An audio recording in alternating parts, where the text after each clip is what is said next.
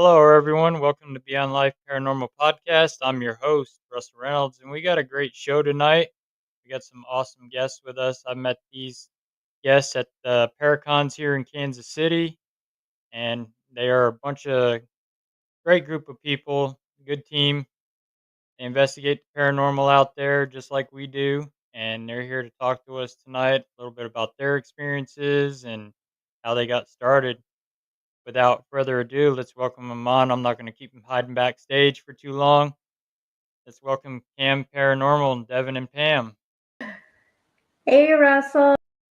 Hey, Hey Russell. guys, welcome to the show. Oh, thank you for having us. Oh, you're welcome. How have Uh, you been? Good. Been busy. I bet. Yeah, Same here. it's been a busy few months since we've seen you for sure. So, Oh yeah. yeah. For It's like, us too. aren't you supposed to hibernate during winter? I don't think that happens. No, we don't. I mean, the paranormal stuff does slow down for us, but we're still doing evidence work, going through evidence that we've collected, and Yep, that's pretty much what we've been doing, as well as trying to gear up, nailing down locations for this year as well. So Yeah. I'm very excited that we got some good locations coming up. We got some big ones coming up. awesome. So tell my audience a little bit about yourselves, the ones that aren't familiar with you guys, because I know you guys are kind of like a fairly new team, aren't you? Yeah, you would say that probably in the scope of the paranormal world. So, Devin and I personally, we've started, the public paranormal go into investigations, um, around, the COVID time in 2020. Nothing else to do is about the only thing available to do. Always been interested in it. So, that's kind of how we got, our feet wet into it. But for the team itself, we actually officially formed in 2022. 2022. Yeah. So it was, a group of us, we always kept on seeing each other at the investigations. And so it's like, you know what? Why don't we just do this ourselves kind of deal? So, we can get into locations, learn from each other, and that's really how it got started. So, um, Yeah. So, back in 2022, when we were doing all the public investigations, like Pam said, we were coming home because we were driving up to Kansas City and St. Louis to some of the public events. And we're like, man, we really want to get involved with a team and learn and go out and actually learn from others in the field that have been doing this for a lot longer, and develop our techniques. So we tried to do that in Arkansas. We reached out to I don't know how many teams, probably 20 teams, and got turned down. Everybody was like, no, you don't have enough experience and you're not what we're looking for. It's like, okay. So then, as Pam said, we're like, we've made all these contacts from all these public events. Let's see if there's any interest there. And I think the people that we pulled together kind of had the same experience in the paranormal world. They were getting, they wanted to join teams as well, but they just didn't have that connection or that in. So everybody came together, and that's how KAM was formed. And KAM is an acronym, so it stands for Kansas, Arkansas, Missouri. That's where our original team members were from. So the Kansas City Metro, the St. Louis Metro, and Northwest Arkansas, where we're at. Oh, awesome. Yeah. Yeah, there's a lot of, I find that a lot too. We'll get people that'll talk to us wanting to join us, and they've asked other teams and they've gotten turned down. And it's like, if you're wanting to learn, we're more than happy to teach you. yeah, and that's probably like the biggest thing I tell anybody is, don't be discouraged when you hear that. I mean, there's, you know, everybody is busy, and you're going to find that those people that you click with really well, and if you can't, get in with a private group, continue going to the public, because you're going to probably end up just like with us. What we did is you're going to meet other people and form and do your own, type of investigation. So Yeah. Right. Yeah, exactly. I mean, it's not like when I started 31 years ago. So, yeah, I think it's changed just a little bit. More people are into it. So Exactly. Yeah. you're getting more and more people looking forward. Like me, I started on my own, hmm did it kind of on my own for a little bit. And then when I met Rob Dermerest from Hunters International, then he helped me get a group running. Yeah. Yep. For the most part, it was just a buddy and I doing it. But Yeah. so, what are some of the craziest locations you guys been to? Craziest Craziest. locations. Yeah, that's a tough one. I don't know if we've. When I think back about that and all the locations that we've been to, I've never personally had like a crazy experience where I'm like, man, that was scary, or man, that was really really intense. We've had some like really like, okay, that was pretty cool, and like we had an event stand out at a location, but you can't say like I went to location XYZ and oh my gosh, it was just crazy. Yeah. So, but to me, I like that kind of better, that you have your little stands out for each location. So probably have to say, again, I know we've had a couple of them that really stand out, but it was at Glore, right? Mhm. Yeah, Glore. It was before we actually formed KAM. We were walking around. It was at a public investigation towards the end of the night, and Pretty much everybody was gone, yeah, except for like maybe 3 people. They were all on different floors from us. yeah, again, didn't get a whole lot of activity. And me and Devin were walking out, and we were walking on on the second floor, over the, I guess, on the bridge, if you want to call it there. And we were just talking, and I'm like, I don't think this place is really haunted, and just being very candid. Right. Yeah, because it was like, no activity, and it just might have been a quiet night there. And next thing we know, there's like really heavy wooden doors, and it sounded like the doors actually started closing on us, Yeah. but they didn't move, so we're like, oh my gosh, something just happened, so it's like just makes the entire night. So they're like trying to move the doors and Try to debunk that. I think another one that really stands out for me is the Beattie Mansion. So Okay. that was one of our first investigations as a team. It was our first. yeah, it was our investigation first team. investigation as a So team. we rented out the Beattie. It's before we had a lot of equipment, so we were using trail cams back then, and we had some trail cams set in the basement. And I don't know if you've investigated the Beattie, or if whoever's listening has investigated the Beattie, but there's a long part of the basement where there's like shoes lined up, and it's where they say the slaves were kept, worked in this area. And we put a trail cam out, rim pod out, and a shadow detector out, and nobody was in there. We had people like at the door, and this was an area where it's a one way in, one way out. Right. And the video's out on YouTube. It's one of my favorite clips that we have. It looks like this hand comes out of this black. It comes down to the REM pod, and it touches the lights. The lights go off, and then it pulls back. And that's just a clip that I can watch, anytime. It still gives me chills. We cannot debunk that. I mean, it's not just the hand you see, like you see like the full arm. So it's not like it's coming out from the side. It's like coming down from like the very top of it. Like somebody's like kind of like hanging on the top of the ceiling, reaching down. So It's And pretty. those game cameras, if most people don't know about them, they only clip a picture if it detects motion. So Exactly. Yeah.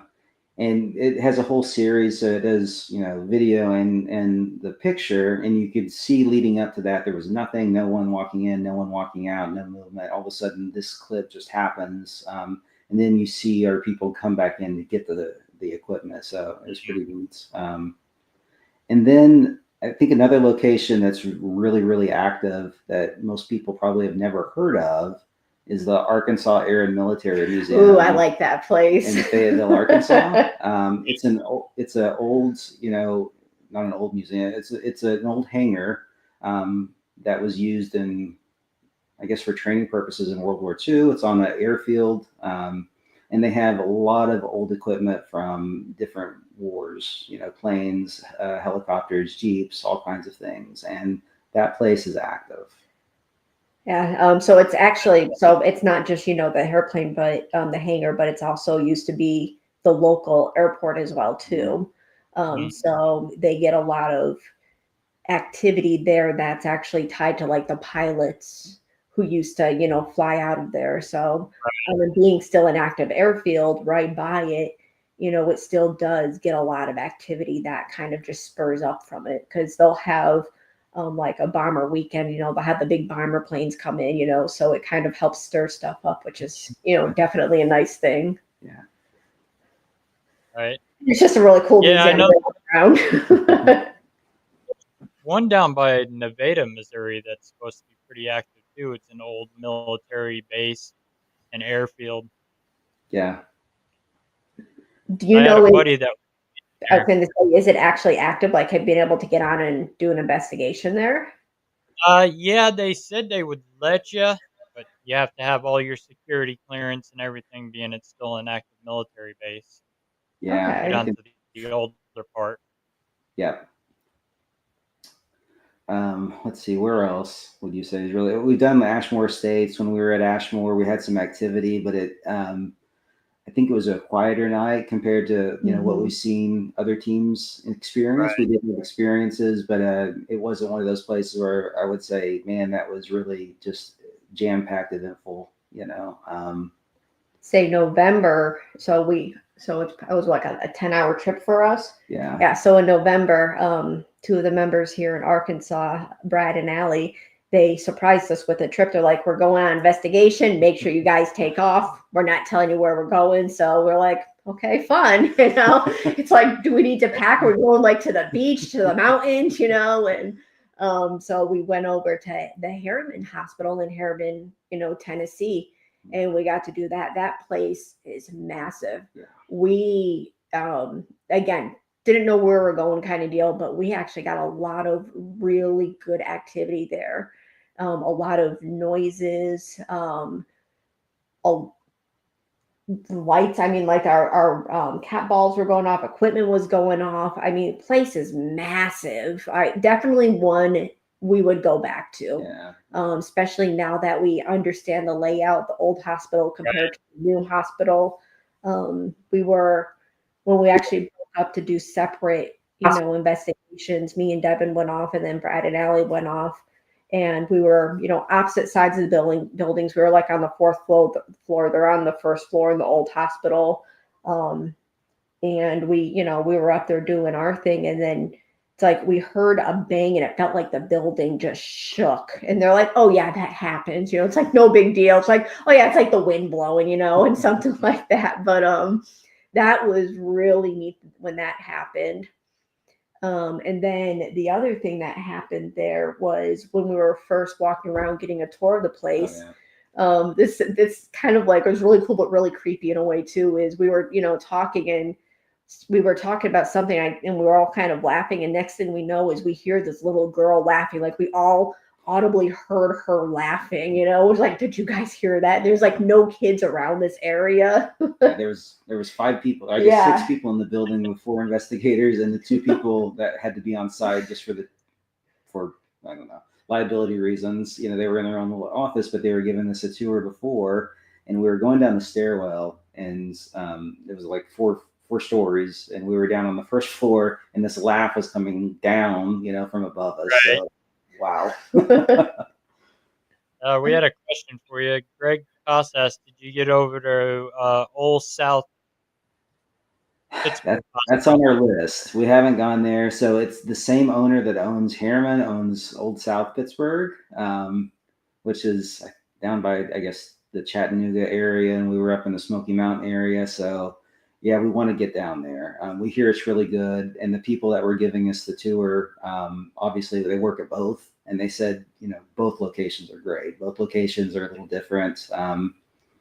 But Harriman it has that creepy feel to it. I mean, very, very, very dark, very, very long hallways that you can't really see down. So, yeah. And we actually didn't even get access to the entire building, because there's still areas that they have that they're trying to help get it restored and get it into safety levels where you Yeah. can walk down. So there were parts of it that we couldn't even get to yet. So we're hoping as they continue doing it, we can get back there and get into some of those areas, because what they were telling us just from them walking around doing it's really active in those areas. So it's like, can we like pick a lock and try and get in there? Yeah. But yeah, I would highly recommend that place. It's like 186,000 square feet. So 4 people investigating it is crazy. So, yeah. So Ronnie D, Yep, Ronnie D. yeah.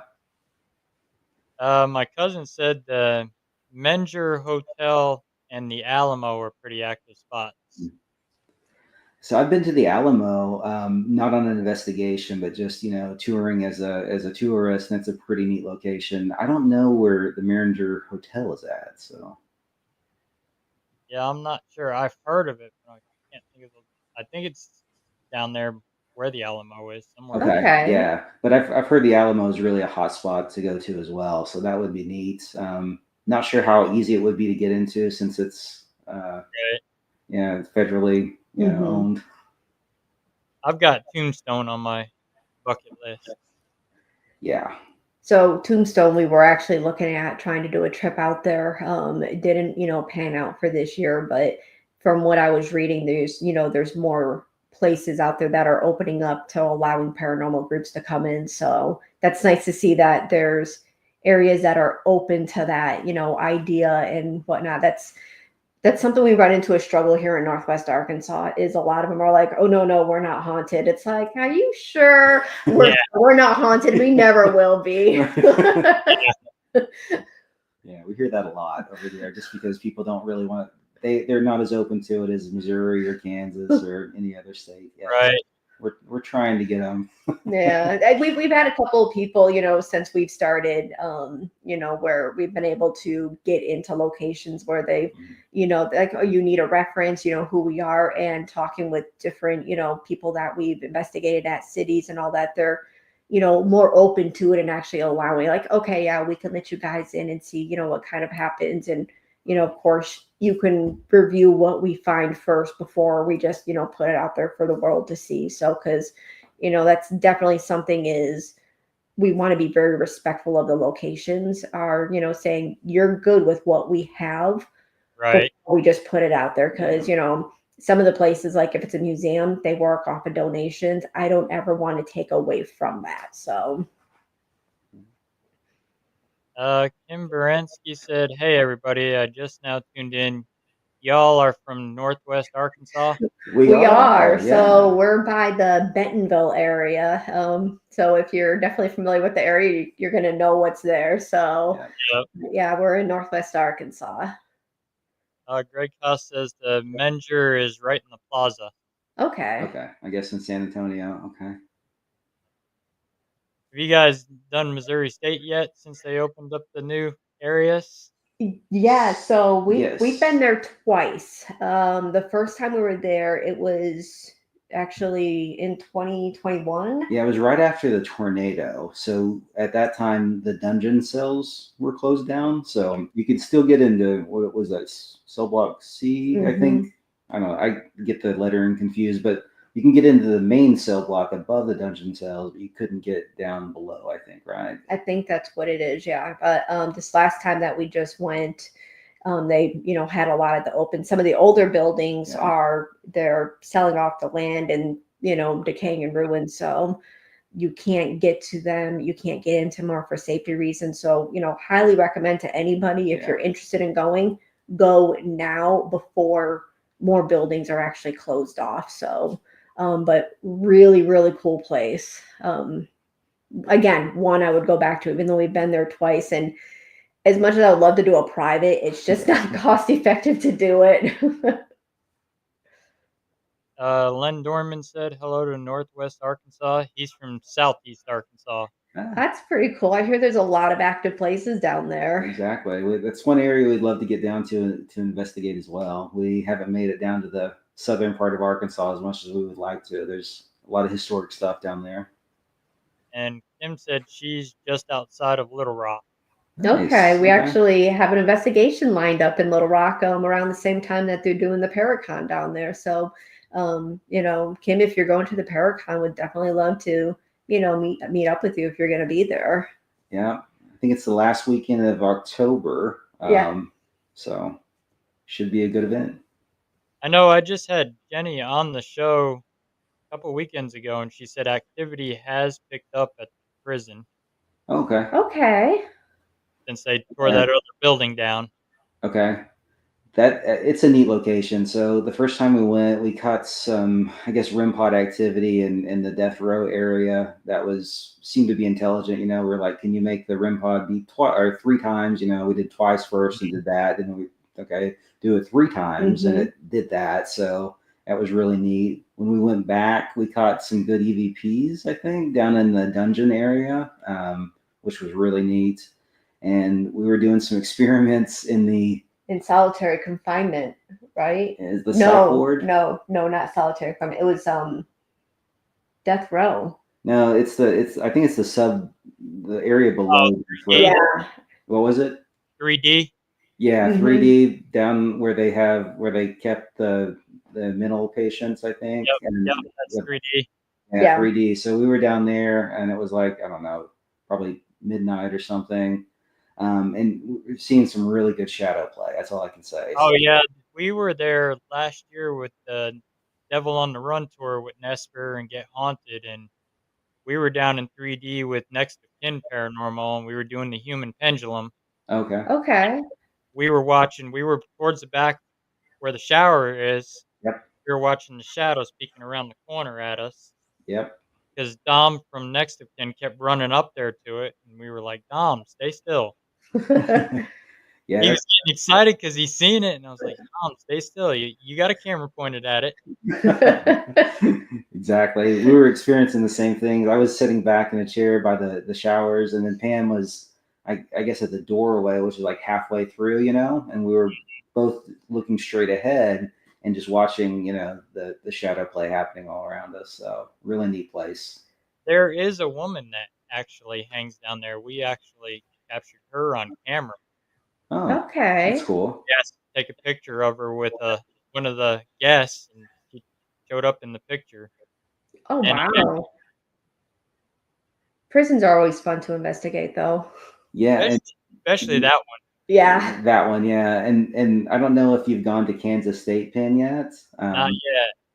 We were able to get in. Yeah, so Apex was, got the permission to get in there because it's still an active correctional institution Mm. now. So part of it's sealed, and then the other part of it's still active. And so Apex was able to, strike up a deal with them, a contract, and I think they said they have it till like June, but where they're allowing groups to get in for a public investigation. So we, of course, got tickets for it. We were the part of the first group that went in. So, we knew what little bit of activity that they had, from the times they went in, but really, really good place. Yeah. I mean, we were hearing banging of stuff. And of course, it was a stormy night. We had lightning and all that, so that just helped played into it even more. Yeah, it's like I don't normally wish for rain, but when we go out, it's like please let it be a good storm. But really good place to go investigate. They're a fun team to investigate with, anyways.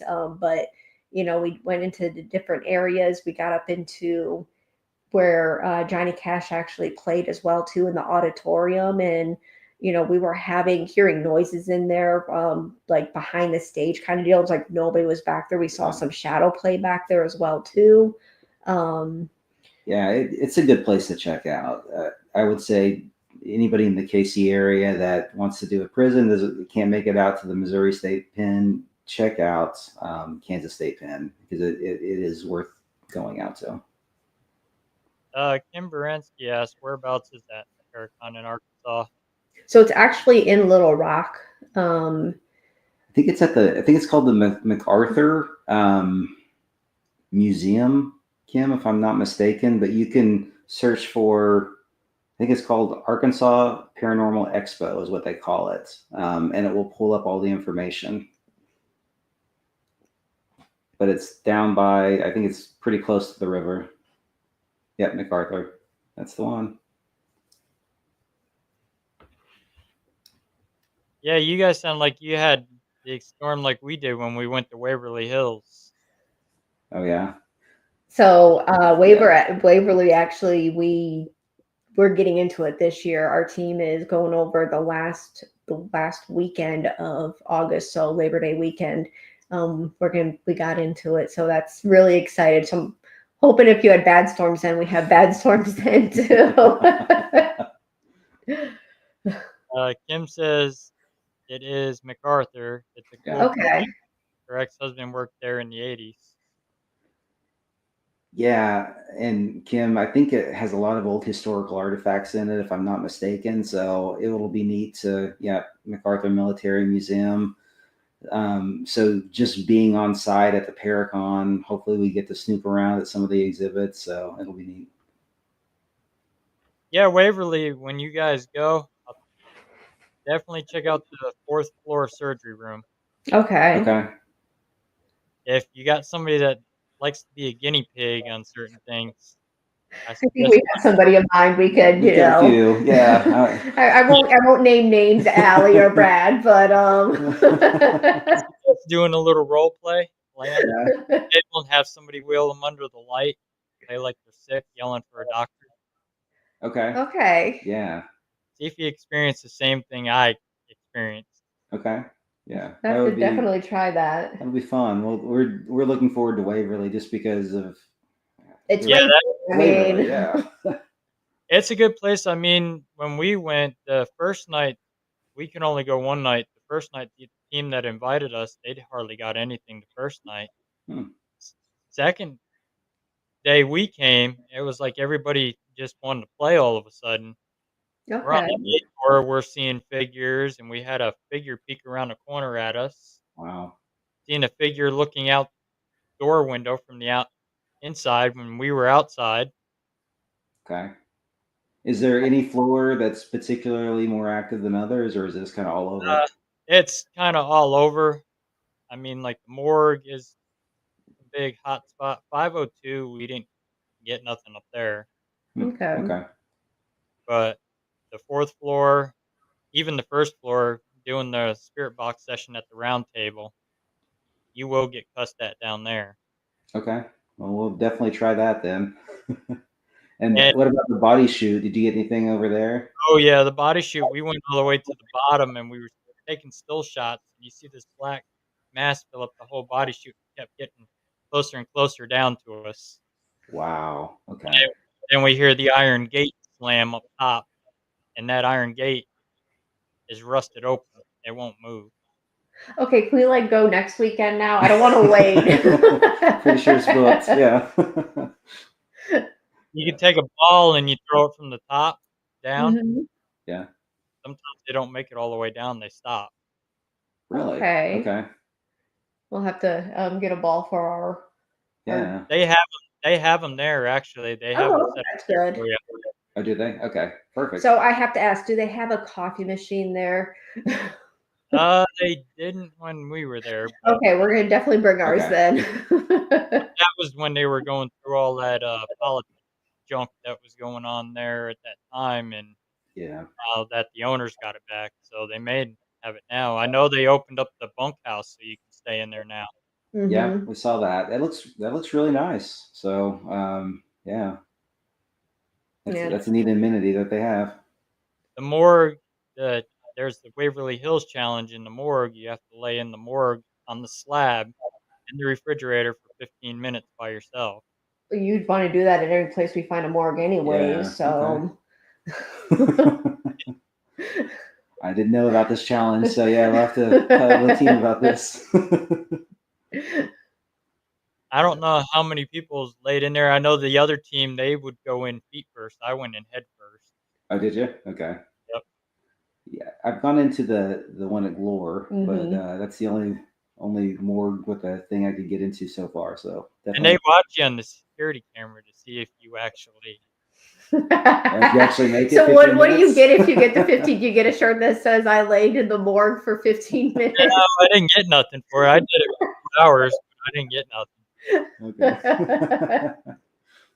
But I got some good activity out of there. I brought a meter in there with me, and I had it sitting on my stomach, and Mhm.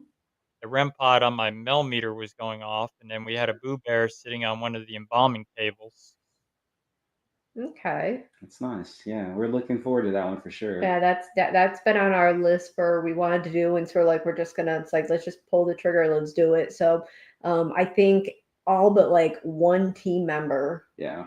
is gonna be at this location. So, we'll have a good sized group there, but with how big it is, we're gonna have, not Yeah, gonna you be an can't issue. cover that place in one night. It's huge.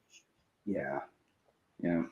especially the drive up there. I can tell you when you drive up there, they got it. If you watch like on my TikTok video, you'll see our drive up there. It looks all nice until you hit the building, and then it's just like goosebumps.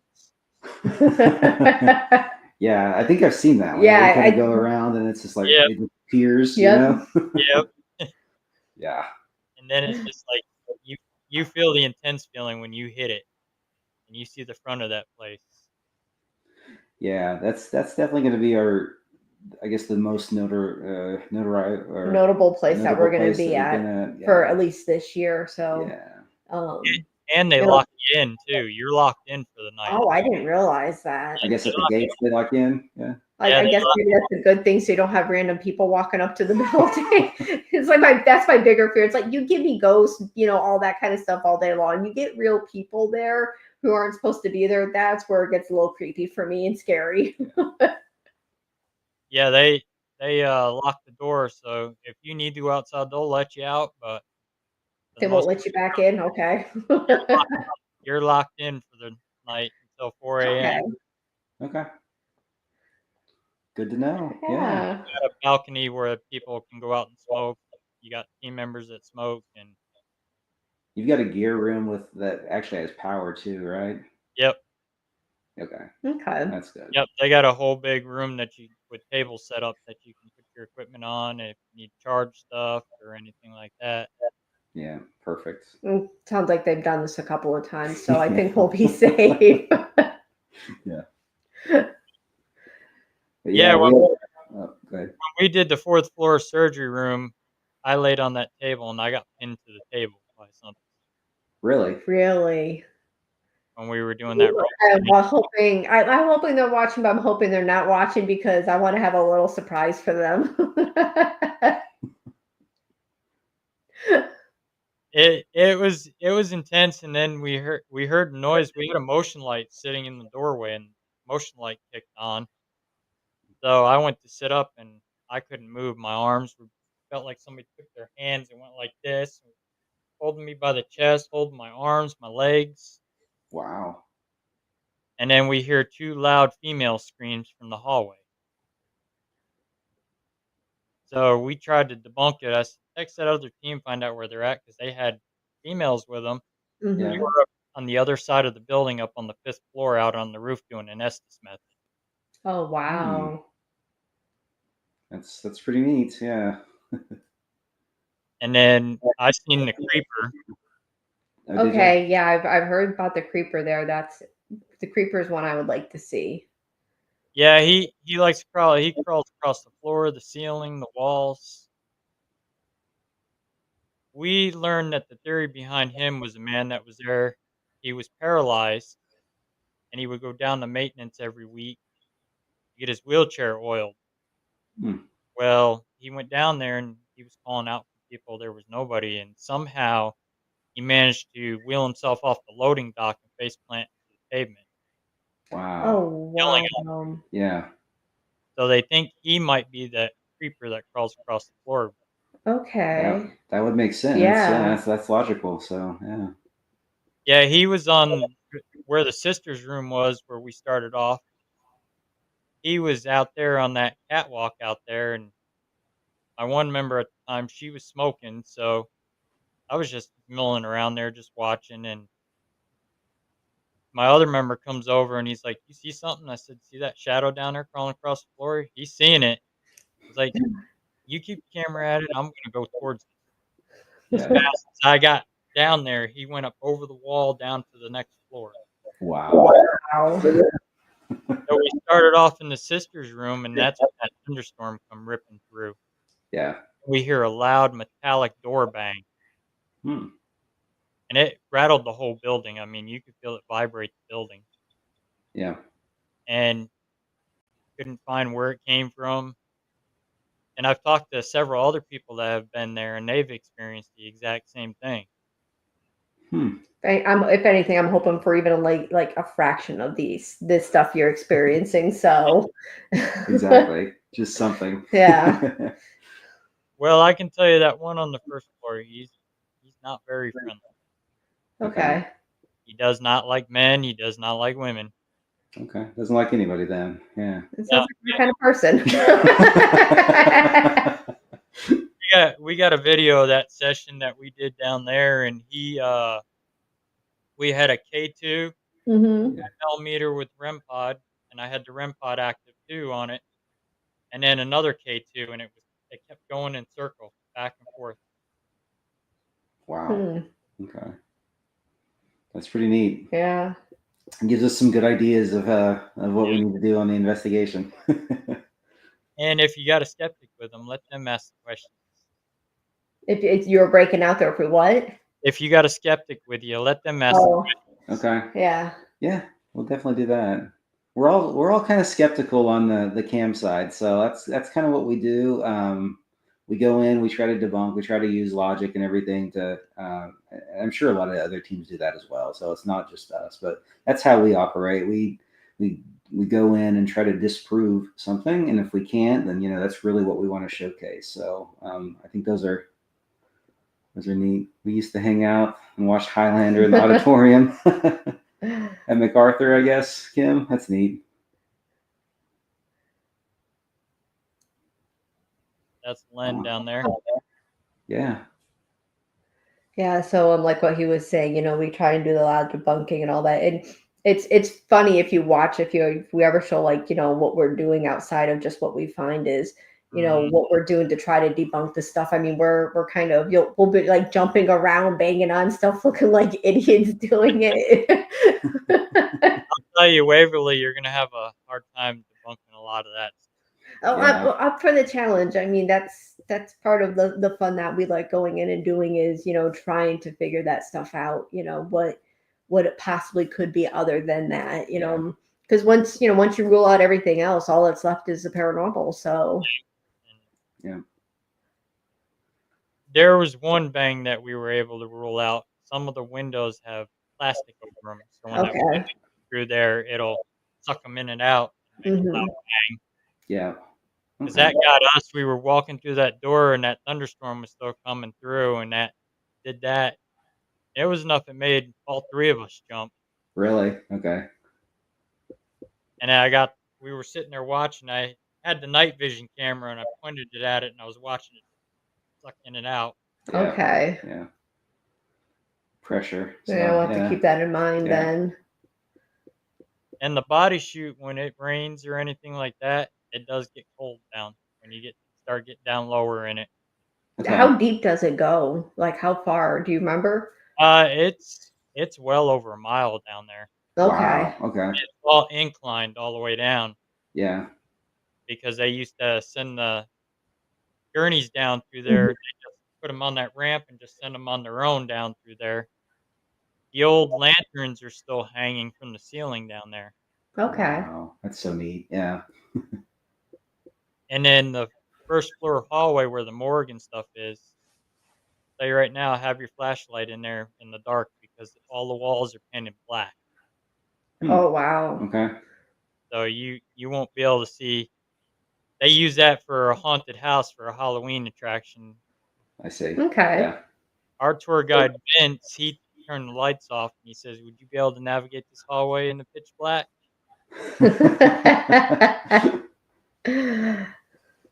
And I know they opened up some other rooms too that weren't open when we were there the last time. Okay. Hmm. So are you planning on going back? Are you wanting to go? Well, of course, you're probably wanting to go back, but are you planning on going back? I know you're pretty busy. Yeah, we're planning on going back, but probably won't be this year. Okay. Yeah. Yeah, we've got a couple other big ones that we're going to this year. Waverly's the biggest one, obviously, but we're going to do the Emmaus Asylum, which is over in Marthasville, Missouri. Yep. So we're looking forward to that one. Hadn't heard a whole lot about it, but a lot of teams have been going recently, and we've been talking to Haunted Souls who run the events, not events, but for the private events. Reservations for that, and it seems like it's going to be a pretty solid location. Where are you guys originally from? I'm originally from Oklahoma. I'm originally from New York. Yeah. Oh wow, you come from my neck of the woods. That's where I'm from. I liked you. What part of New York? So over the western side, so I grew up over by Rochester and Buffalo. Okay, I know where How you're about at. you? I'm in like the southern part of New York, southeast Okay. Sullivan County, Catskill Mountain area. Okay. Okay. That's where I grew up. Yeah, I know New York is, ton of activity up there. So Oh my yeah, mom's trying to like, oh, you guys should go plan a trip up there. I can go with you too, because my sister still lives up there. She's like, they got a lot of haunted places up there. It's like, you don't like to fly alone, do you? yeah. New York's got some crazy history. I mean, Yeah. Hmm. there was a hotel that I used to work at on the golf course, and the old Borscht Belt, one of the Borscht Belt hotels called Grossinger, Hmm. Okay. and it sat abandoned for years. So my boss would let us go down in there because the kids would go in there and play paintball and raise hell in there. And I mean, there's like drop offs from the 16th floor all the way to the basement. Wow. So my dad and I were in there one day and we were walking the hallway.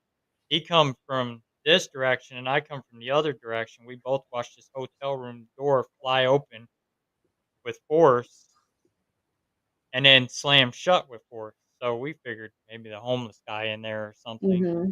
Yeah. in that room. And I mean, this is up on past the 16th. This was probably on the 20th floor.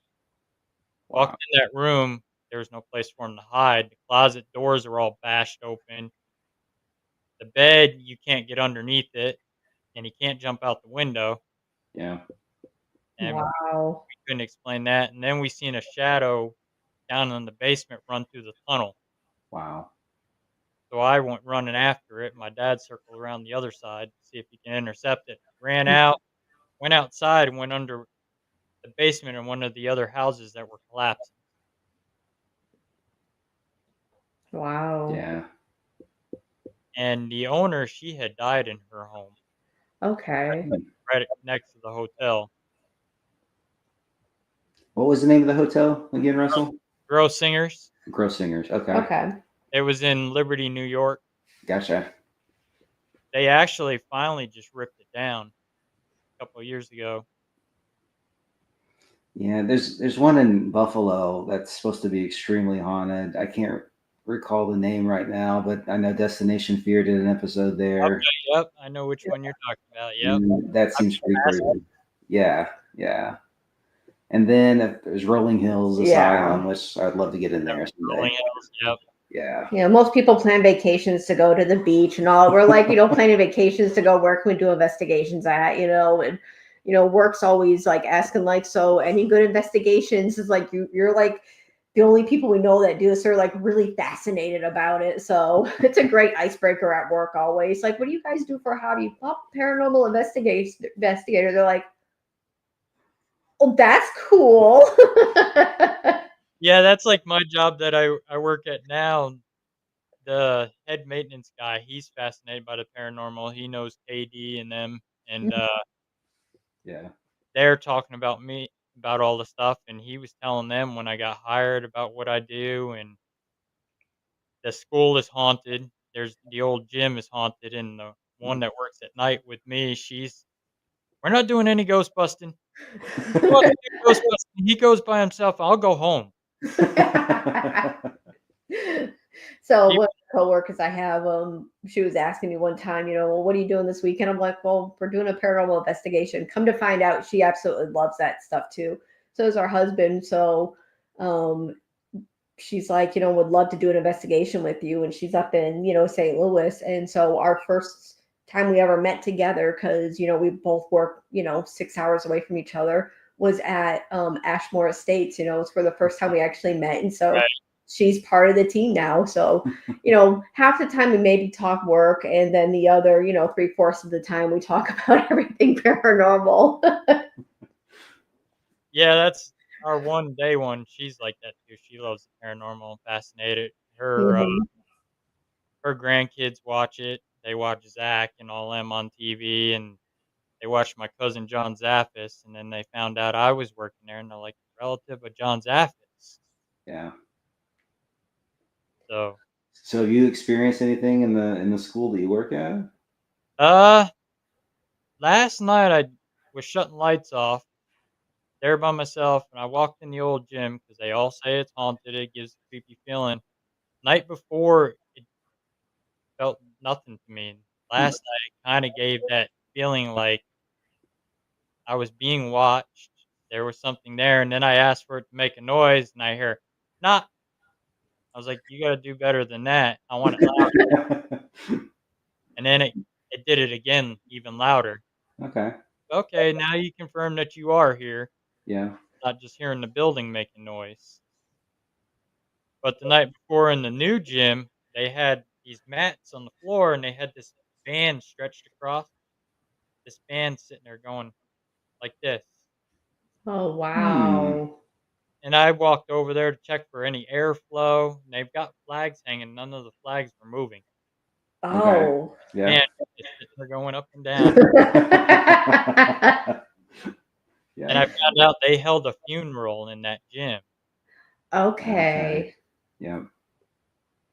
So Interesting. they think Yeah. it might be her. But that school was built in the early 1900s. So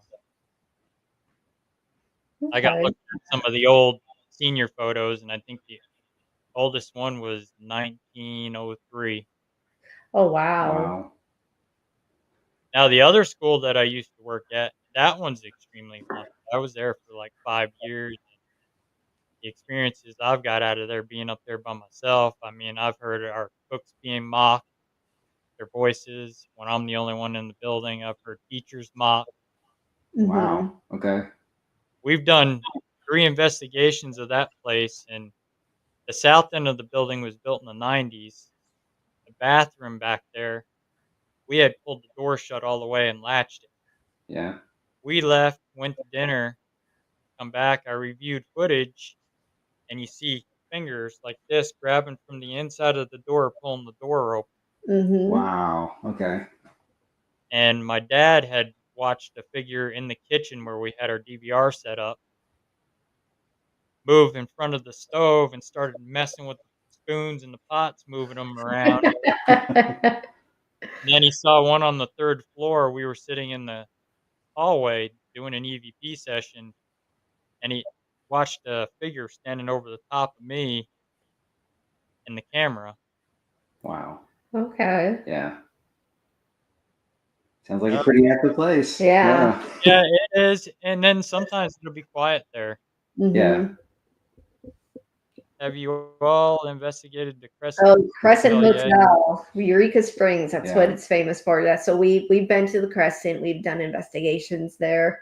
Really fascinating history of the place. If you don't know the history of it, it used to be, a place where, it's changed hand over who did what, but the real main history is I think it's Dr. Baker, Mhm. had the cure for cancer back then. So, lots of people coming in and, they never really saw anybody leave because they got better. So they weren't actually getting better. They were dying. And, he was doing all types of experiments on them. They have a body chute that they were bringing them out, and there's actually catacombs under the city of Eureka Springs where like they brought the bodies through, ashes were down in there.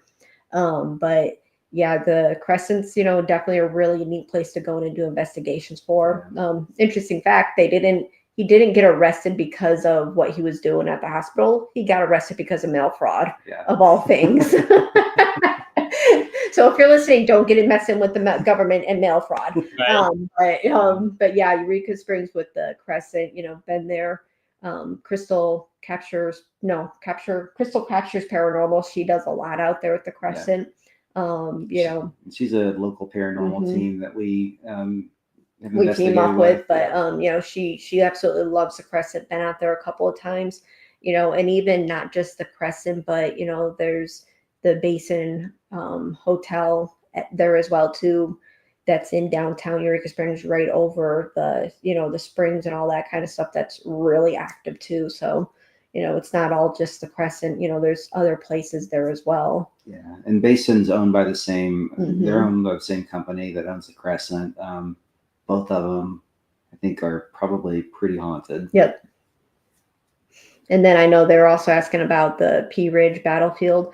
we've done the drive, and it's near a pretty busy street, so it's hard to sometimes, you know, say what's car noise, what's something else compared Yeah. to, and also you have hunting season that goes on, so you'll hear gun noises anyways.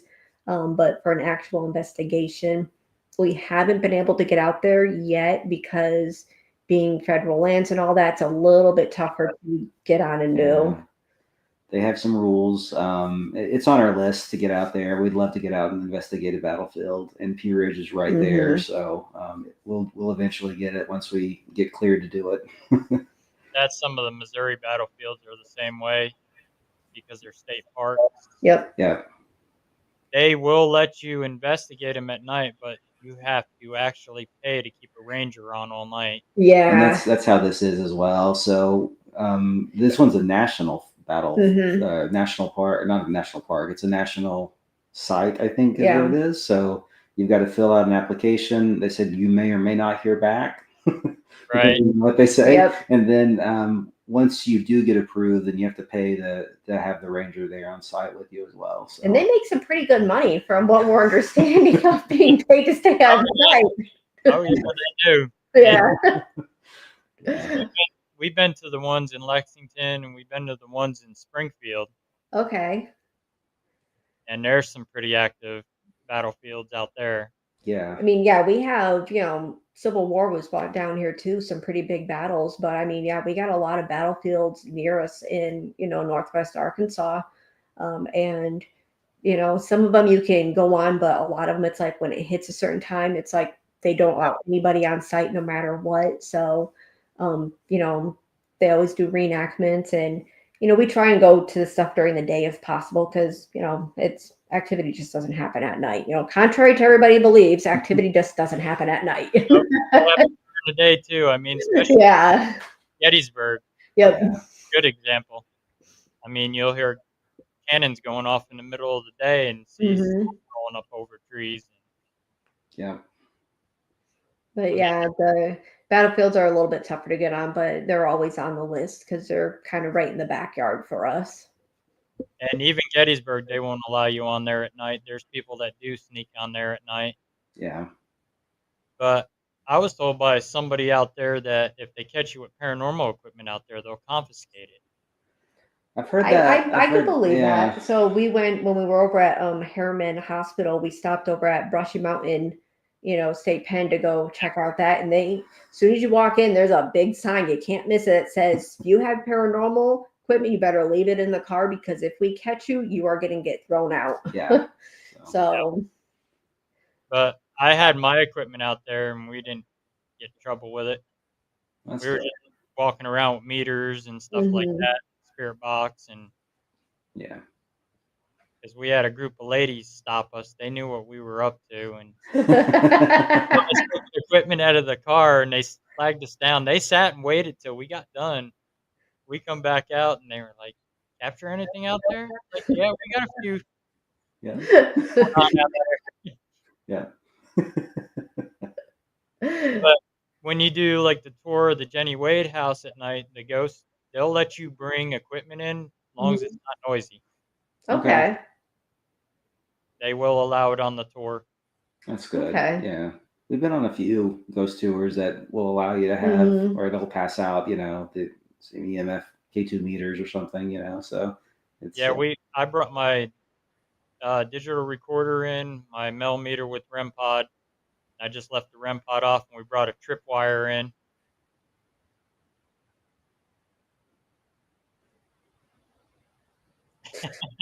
You always give me static, but yeah, they let us bring that stuff in, and yeah. it's an awesome place, especially the orphanage. It's active, and when we were sitting in the lobby, and our tour guide was talking about the history and the nasty woman that ran the orphanage. Mhm. We had a tripwire sitting in the other room. Every time she would mention her, that tripwire would go nuts. Oh wow. Really? That's neat. Yeah. And they'll bring you down in the basement and let you go in where they kept the kids in the hole. Mhm. Yeah. you can actually climb in there, and she'll let you feel what it feels like when them kids were in there with the lights off. Oh my Wow. gosh. Okay. That's terrible. Yeah. It does smell in there. You can still smell like the urine and everything in there from the Yeah. kids. I would probably think even as an adult, if I was shut down in there, I'd probably do the same thing. But we had a lady come out of there, and she was kind of overwhelmed, and we had to actually do some work with her. Okay. Hmm. And we warned them if something happens, we're here to help. So Yeah. So, Russell, question for you. You ever gone to Yorktown Hospital down by San Antonio? Or it's not. no, I've never been there. It's on my list of places to go. I hear it's pretty an active place. Yeah, we've heard the same thing. So that's on our place, and it's supposed to be kind of a dark activity down there. Is Mhm. what I've heard from multiple people. I know the old school I worked at, the kids, the juniors, were planning their senior trip, and they wanted to go to Yorktown. They were talking to me about it because they want to do a paranormal thing. Oh, It was like, Yorktown's not going to let you guys in because that's a lot darker. right. Yeah. You got to be 21 or older to get into there. Yeah, that would be a bad one to start with. I said you're better off if you want to do one. Maybe like Waverly will let you guys in. Hmm. Yeah. But I said they're not going to let you into Yorktown. Okay. So, Interesting. yeah, it's definitely on the list of places to check out. Yeah. And I think we're gonna try and push for that one next year. So you can only really have one big one every year. So Yeah, keep us in mind. Let us know, and yeah. we're not booked up. Yeah, definitely. Yeah, it'd probably be good to have somebody with your experience there, just because if it is dark. Yeah, Yeah. yeah, you don't want to come up against something dark if you don't know what you're doing. Exactly. Yeah, Yeah, that could be a very bad experience. So definitely. Main thing is protection. Right. mhm. Make sure you're protected before you go in. Absolutely. A lot of people don't do that, and then they wonder why they bring something home with them. Yeah. Although I always say I'm a very boring person, so nothing's gonna want to come home with me. So Differ on that. You can be the most boring person. It's going to go with you. Still get an attachment. You're still going to bring it home with you, whether it's attached to your equipment, your car. For Yeah. like us, when we do residential, and cleansing them out of the house, Mhm. they're going to be angry with us, so they're going to want to attach to our vehicle. Yeah. Yeah. So we got to cleanse our vehicles, and we'll stop down the road and cleanse them. We'll cleanse ourselves and all the equipment. I mean, definitely always, best to play it safe. Exactly. Yep. Yeah. I mean, the dark stuff is very rare, but you do run into it on occasion. Yeah, like Greg says, like peanut butter and jelly. Exactly. Yeah. That's a good way of putting it too. Yeah. He just got back from Trans Allegheny. Oh wow. Oh, Greg, jealous. I'd love to hear about that, Greg. That's definitely high on our list. My family's going to be at West Virginia State Penitentiary coming up. Yeah. Okay. Is it Mountain Town? Is that what they call it? Yeah, Moundsville? yeah, Moundsville? Moundsville. Yep, Yeah. Annabelle's going to be out there with them, and some of the bunch of other artifacts of the museum's going to be there with them. Wow. That Wow. would be a neat time to go then. Oh yeah, it's going to kick up activity for sure, Yeah. especially with Annabelle there. Mm-hmm. Yep. Have you guys actually ever seen Annabelle in person? Have not yet. No. Now that one we've seen Robert the Doll. That's the closest we've been. We've been down to Key West, but we haven't made it up to the north to see Annabelle. When they do the Warren's Paracon again, you guys need to go and Yeah. Okay. Yeah. experience that museum. That museum is intense. Is it? Okay. We'll keep an eye out for that one. Yeah. They brought a few of them this last summer. They brought a few of them out to Missouri State. They brought the Shadow Doll, which is one of Mm-hmm. the other most dangerous. The Fire Doll. They brought the Conjuring 3, The Devil Made Me Do It case. Mhm. They Yeah. brought the actual item that possessed that little boy. Oh, Oh, wow. Okay. The movie made it look like a witch totem. It wasn't a witch totem. It was an actual toy dinosaur Hmm. that walks across the floor and is supposed to roar like a dinosaur. Well, as it Mhm. didn't roar, it said, "You're all gonna die." Wow. Wow. Yeah. Yep. It's very true. Really good actor. Yeah. Hospital in College Hill. Yeah. Mhm. But yeah, Annabelle is, especially don't stare her in the eyes, 'cause you will connect to her telepathically. Yeah. Okay. That's like telling somebody, don't go push this button. What are you gonna do now? You're gonna go push the button. Yeah, you don't want to. You'll see Annabelle when you go to sleep, Okay. and she's Yeah. already hurt somebody. She hurt a priest years ago. Hmm. Back in when Ed and Lorraine brought her home, they didn't have her locked in a case yet. Hmm. Well, the priest went in there and took the doll and said, "God is more powerful than the devil," and threw Annabelle, and he was on his way home and got into a car accident. Oh my The only thing goodness. he Wow. saw before he crashed was Annabelle. Really. Hmm. Wow. We've got some dolls in the Warrens Occult Museum also. I don't know if you guys seen that uh, video that we did with L&M and uh, Epic VIP events. Last September, we did an Estes method with one of the haunted dolls that we picked up. Okay. Oh, okay. I don't think I've seen that one. Yeah. No, not yet. A lot Yeah, of if you go on L&M Paranormal's YouTube, it's on there. Okay. Yeah. You can find the copies on my page as well too. Okay. And Bella Luna, she filmed the version of it too when the room went dark. Hmm. Interesting. You said Mike and Sam were there to do the Yep. Estes method as well. Yep. Yeah. Yeah, Yeah. Sam and Leah were both under the Estes, Okay. Okay. and we were all asking questions. I'll Yeah. have to definitely go check that one out. Yeah. We've seen her in action, so she's pretty impressive. Hmm. Yeah, she's good at what she does. Sam is too. Yeah. Well, Sam. Yeah. Yeah. We're talking about Sam. Yeah. Leah is too. She's good at what she does too as well with the Estes. Yeah. Hmm. They were actually saying the exact same conversation.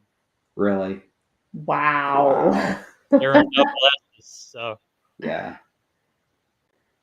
But our dolls, they went to the Warrens Occult Museum. They were all demonic dolls. Hmm. Yeah. They were actually giving team heart palpitations at that Paracon that we had them at, Wow. and My. they turned on the equipment, and the one doll kept coming across. He lied, murder, kill. Wow. Yeah. Yeah, that's why I got rid of them. I sent them off. I don't keep that stuff around my house. Yeah, I wouldn't want to Yeah. keep it around the house either. Those dolls, if you don't know what you're doing with them, you don't play with them. That's why they're all encased for a reason. Exactly. Yeah. And we got a haunted mask in John Zaffis' museum that we got from the haunted movie theater that we do. Hmm. Yeah. The owner had found it between her safe and the wall, It's a strange place. and she had the cops called and the fire department called to her house because they seen something that looked like her house was on fire. They seen this gray cloud just rolling up out of the roof. Hmm. Okay. They get there, there's no fire. Wow. Did she have the max there? Is that why? Yep. Wow. Okay. And she was laying in bed taking a nap, woke up to something trying to crawl into her mouth. Wow. No, thanks. I'm gonna like not sleep tonight. She- I'm gonna be thinking about She that. could actually see it, like see Yeah, it? she saw it. She woke up to it.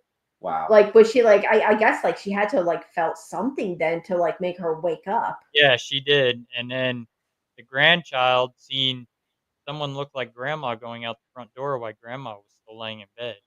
Oh my. Oof. Yeah, Greg wants me to tell you about his show. He does a show every Wednesday night if you want to see live Estes Method. Okay. Yeah. Yeah, definitely. They do a live Estes method with people from different states. Wow. Okay. Yeah, we'll have to tune into that, Greg. Sometimes we like to try experiments like that on our investigation. So if you're ever open to anything like that, doing a remote Estes method, Yeah, they do a double Estes. double Estes. Okay. Him and another one will go on, and then they'll do it for like 15 minutes. Yeah. Take a break, recap what they picked up, and then Mhm. another two will go under. Wow. Wow. Okay. Yeah, we'll tune in. Yeah, it's a pretty awesome show. What they do. My name's gotten called a few times on their show. Has it? Yeah. They're in Estes. You got fans. What can you Exactly, say? yeah. Oh, because KD even he was doing a session. He's got a new method that works with the AI Mm-hmm. type that he hooks the spirit box into, and it typed out my full name. Wow. That's pretty neat. That is. Yeah. He calls it the Knox method. That's his new method. Knots method? Knox. Oh, okay. It was It was $20. 20. What was the What app? was $20, Greg? Who knows what Greg? Okay. But yeah, the haunted movie theater we do, it was actually on an episode of Dead Files. Okay. We're the only team since Dead Files to actually go in there. I don't know if you ever seen the episode called Madhouse. I don't think so. We'll have to look that one up. Yeah, we haven't actually watched that show yet, so we'll have to, put it on. We're always looking for new things to watch, so that'll be our next one. We're going to start watching like crazy. It was $20. Mention your name.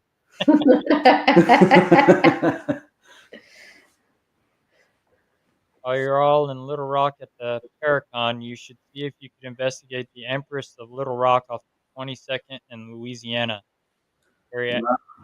Yeah. Kim, we actually have an investigation that weekend while we're down there. So we're going to go to the Paracon, but we're also going to investigate, what is it called? The Inland Maritime Museum. Yeah, the Arkansas Inland Maritime Museum. So it's going to be it's a World War II sub, a World War II tug, and then like a barge military museum. So I don't know if you've been to that one. Which one was actually been commissioned over in Turkey? One of them. The sub. Yeah, the sub was commissioned here in the U.S. and there was also commissioned over in Turkey as well too. So. So I think the tug was at Pearl Harbor, Mhm. and it was actually pushing ships out after they were bombed. They were getting them out of the harbor so that they didn't get destroyed. And then the sub was at Japan when Japan surrendered in World War II. So it bookends of the entire war. So we're going to be doing that one so she's been there, doing that one while we're at the Paracon.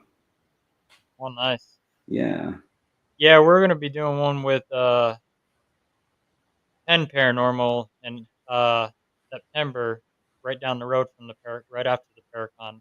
They invited us on an investigation with them. It's like 20 minutes down the road. Is it the Brown Museum or Brown House? Is that what it's called? It's one of the ones that hardly ever investigated. Oh, those are the best ones. Yeah, those are the ones that nobody knows about. Yep, and they invite us. I was like, yeah, count us in. Yeah, we've got a couple of those that we're trying to get on the books planned. We're still trying to get the approvals to get in. Yeah, that's the hard part is like waiting to get in to get permission, especially with even some of like the abandoned locations because the Mhm. kids have went in there and trashed them and Yeah, ruins it for the rest of us. Yeah, we actually had that at a location we had scheduled, and group came in and they did some not nice things, and after that they said any and all investigations are canceled and nobody can get any more. So we're still in contact with them, hoping they can allow it, change their mind. But yeah, that's a lot of the hard part is trying finding locations, finding the owners of the locations, and then I don't want to say like, be a thorn in their side, but really be a thorn in their side and, hey, have you made a decision? Right. Hey, you haven't made a decision, but without being too much of a pest. Eventually, you wear them down for that. They tell you to go away, or else they're like, "Fine, just come in just to shut you up." Right. Yeah, we're working on one in upstate New York is the same way. We're having to go through the Department of Corrections up there because they still own the building, and Mhm. Yeah. right now they've got a big prison strike going on with prison guards, so Yeah, we have two locations that we're working with to see if they will allow us in. One in Arkansas, another one in Missouri. So it's just a matter of talking with them and saying, okay, would you be willing? Here's our information. We can give you references and Yeah. yeah, Yeah. doing all the follow ups. Yeah. we've noticed too a lot of places want you to have insurance too. They want you to have team insurance. They Yeah. they do, and a lot of it's like you have to have like $1 million worth of liability insurance, So, and I think part of it's just to deter the people who aren't as passionate or that much into it, just to so they know really who are the ones who are serious about it. Yeah. Yep.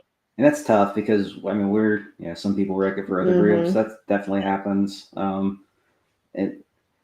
and a lot of the insurance is kind of hard to get if you're not a business or you don't have like Yeah, an exactly. LLC, something like Yeah. that. So we don't as KAM Paranormal. So that is even a deterrent to us. So what we've done with some of those places that say, hey, you need $1 million liability policy to get in to investigate, we tried to convince the board Mhm. to, and we've It's worked. actually I mean, we've had negotiated the it work. contract. So don't Yeah. it just because you get that answer, like you need to have that. Don't ever let that be the stopping point. Yeah. Yeah, there was another location we tried to get into, and their head of board of directors does not believe in the paranormal, doesn't Yeah. think there's nothing going on in there when Are they related to the ones down here? Yeah. their tour guides are constantly reporting it. Rest Mhm. staff is reporting stuff going on, and no, we're not allowing it. I was like, what if I come down and give you a presentation of the equipment we're using? So we're not using flash photography, so it's not going to deteriorate anything. Yep, Yeah. we don't use the Ouija boards. We don't do this. We'll let you look at everything we catch and you make the decision. If you still tell us no, don't post it, we don't post it. Yeah, Right. but you still usually get the answer of nope, this place is haunted, so don't waste your time. Right.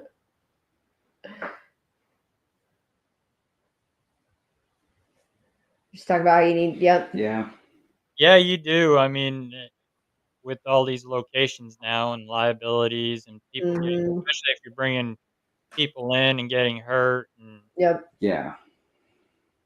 like us, we have like paranormal liability forms for guest investigators that sign that we're not reliable for them if they get hurt. Yeah. Yeah. So Yeah. so the Air Museum, the one that we really like in our area, we've done a public investigation for them, help raise funds. And it's the same thing, they take on full liability of it, not us. And they have forms for everybody to sign, Yeah. because you can't be too careful now. Yeah. Yep. Like we just did an event last year at Warrensburg Courthouse. We did hosted 20 people, and we did a dot form waiver for them. Mm-hmm. And if they didn't sign, they didn't get in. Yeah. Yeah. So when they showed up, there was a handful of them that hadn't signed the waiver yet. So they had to go with the tour guide to get that all signed. Yeah. That's an active place, that Warrensburg Courthouse. Mm. Hmm.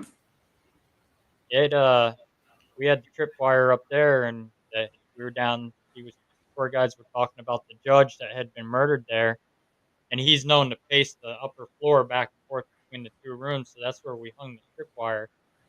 Every time they were talking about him, the tripwire was going. He was pacing back and forth.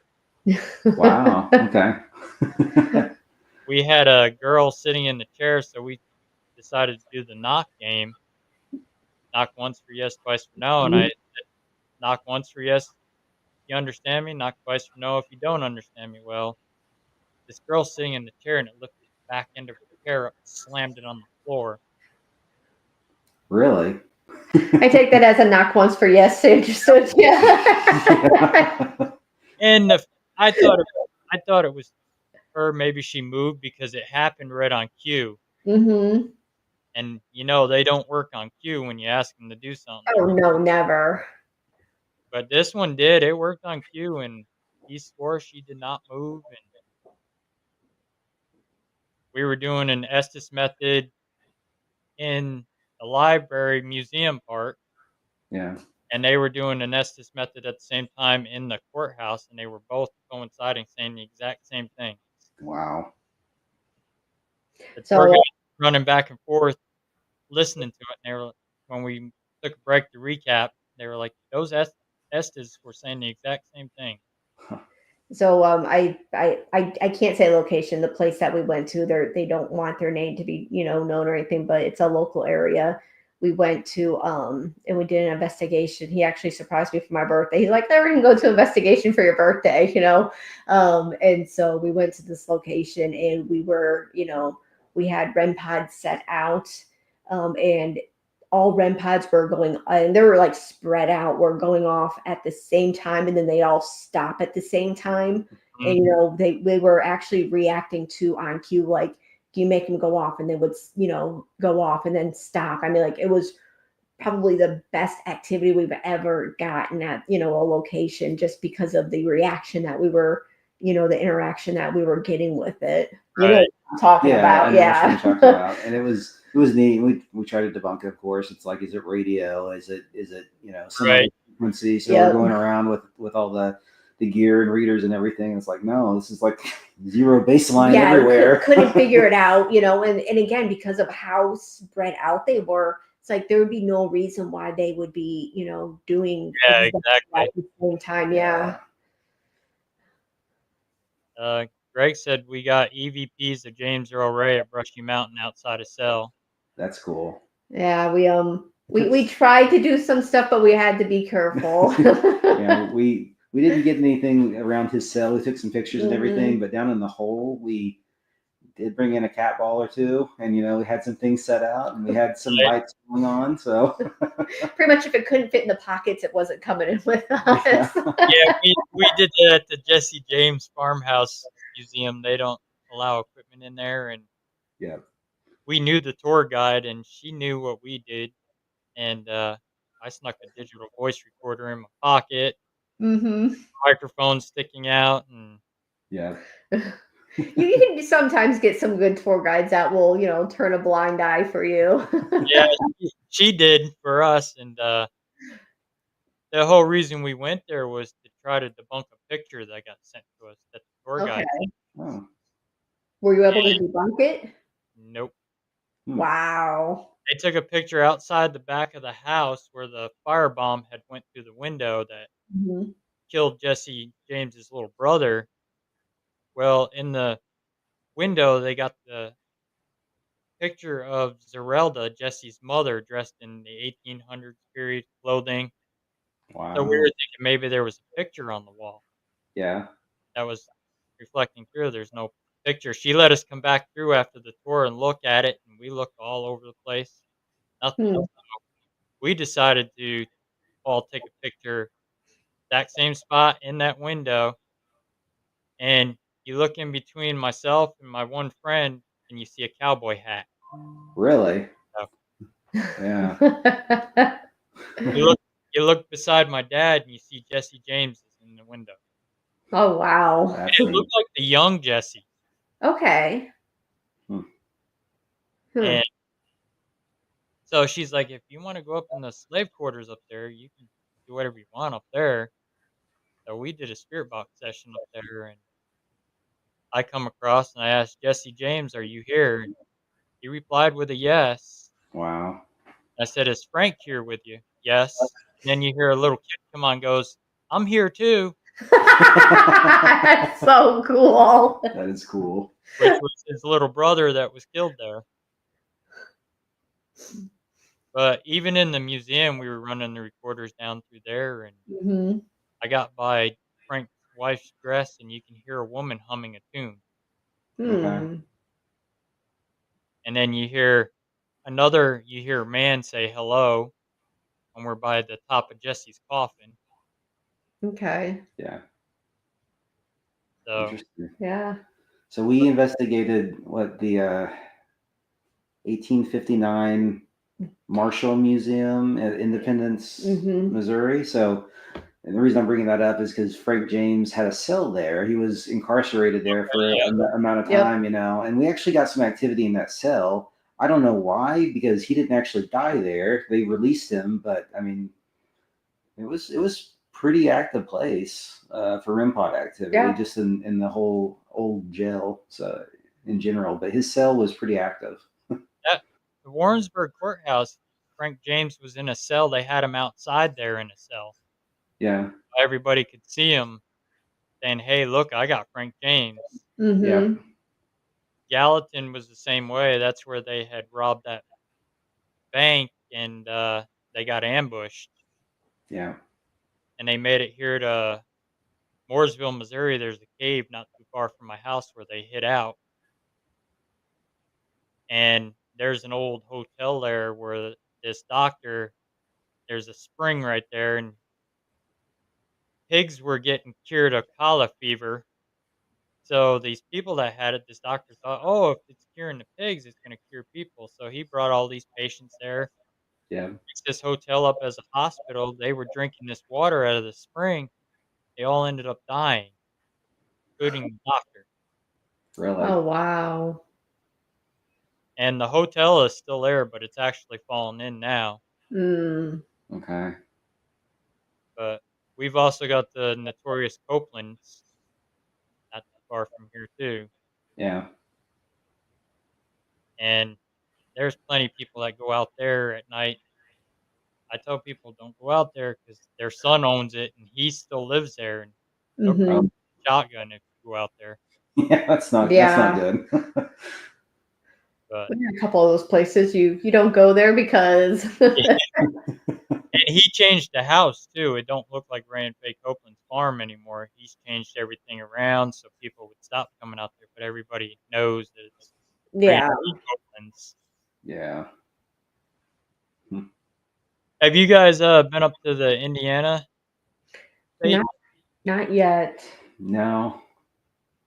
There's so many places, there's never enough time. That's the problem, or money, frankly, to Yeah. get to all these Yeah. places. So, they're on the list, all the big places. I think what Mansfield came up a few times in the Mhm. chat. Yep. Would love to get to Ohio State Reformatory just to investigate that place. So Yeah, that we got an invite to Sweetwater Springs Sanatorium. oh yeah, Okay. yeah, I got a friend that does she helps out with the haunted house out there, and her mom's also a tour guide out there, and they invited us out there, and they said, "Only one condition, we go on an investigation with you." I said, "Yeah, that's fine," but mm, we never did get to go out there, we got so swamped, so Mhm. yeah, them residential cases, we get swamped with them. It slows down towards November, and then it picks back up when it starts hitting spring again with the residential stuff. hmm. Just funny because you think with families getting together over Christmas it'd get a little bit more crazier. Yeah, we'll get occasional call here and there in December Mhm. and Yeah, stuff, but then it'll slow down for the winter, and then it'll pick right back up again. yeah. It's kind of what happens with our investigation world too. We haven't really done any real residentials, No. but just investigating in general, it always seems to slow down during the winter and pick back up in the spring. So Yeah, and I think a lot of it's the weather too. yeah, Yeah. I mean, it's just sometimes a lot of the places you go to, they don't have, it's not climate controlled, but it's not, you can dress in layers. That's no big deal. But it's more of the safety of getting people to get there with the weather, how bad roads are. It's like, I don't want you guys becoming a ghost trying to get to an investigation. right. Or Right. make sure it's really haunted for us when we go there. Yeah, I know that feeling. We did one house in January, and she had no heat in there, Oof. and I mean, we froze. Yeah, We were filming that night too. We were trying to film a trailer, and we're doing interviews and trying to do the interviews. We're sitting there shivering, and Yeah, He's we've like, done. "I don't wanna fire the furnace up." She So don't she don't live there, so Yeah, there's been a couple of places like that before you get in. If you can kick on the heat, kick it on and get like up to 90 degrees, because once it hits cold, it's like you're gonna want a little bit of lingering heat that's left over. yeah. we've done some investigations in January where there's like snow and ice on the ground. It's like Yep. 15 degrees in Arkansas. Those are pretty miserable investigations. I've done some in New York too in the winter Yep. Yep. up in, Hancock, New York. I did a cemetery up there in the middle of winter. We did this one abandoned house in the middle of winter. Yeah, you'd think we would learn that, go south during the winter for investigations.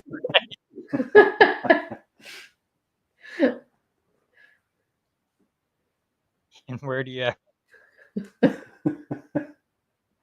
advertise? I'm on Google, I'm on Facebook, you can find me. Think you might be able to find them as a Yelp review. You could Yeah. leave a Yelp review for you. Like on the Ovulus or Spirit Box, maybe Yeah. too. Yeah, it just comes through. Yeah, I get ghosts asking for me all the time. It seems like. Exactly. But yeah, I mean, if they type in on Google "paranormal investigators in Missouri," we're the first team that pops up on Google. That's impressive. That is impressive. Yeah. Yeah. Yeah. Plus, they've got all those parasites that got teams for all different states on there. We're listed on that Mhm. as well. Yeah. Key Key West.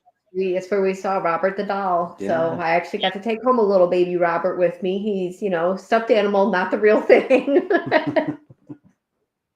Did you get a picture of Robert when you were down Got a there? picture with Robert, Got a yep. picture. And we Yeah. did ask, so I wasn't going to take any chances.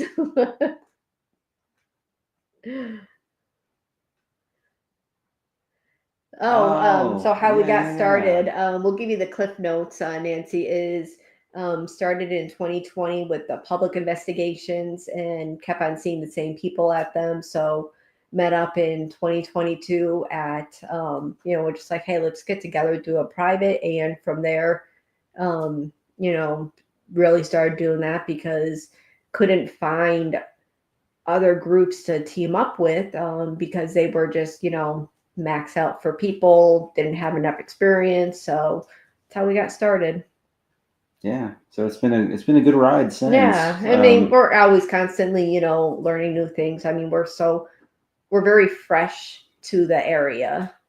Yeah. Or to the paranormal, if you want to put it in terms of how long others have been into it. some of our members have been doing this for a long, long time. Mhm. So I think we have 15 members, including us. And if you look over it, I think it's over 50 or 60 years experience Combined. So some of the members, have 10 or 15 years investigating. So they're definitely more seasoned than us. Mhm. But it's a good group. Yeah, I've met some of your members at the Paracons and stuff. Yeah, they are good people. Exactly. Yeah. We always enjoyed when they come in and listen to us guest speak. Yeah, it's always good to go in and listen to anybody at the Mhm. Paracon speak, especially you guys. So yeah. Yeah, we do quite a bit of that. Yeah. We love to educate and teach people, especially we learn something new every time we go out. That's why nobody's a professional in this field. Yeah. Exactly. Same. It's never the same anytime you go out.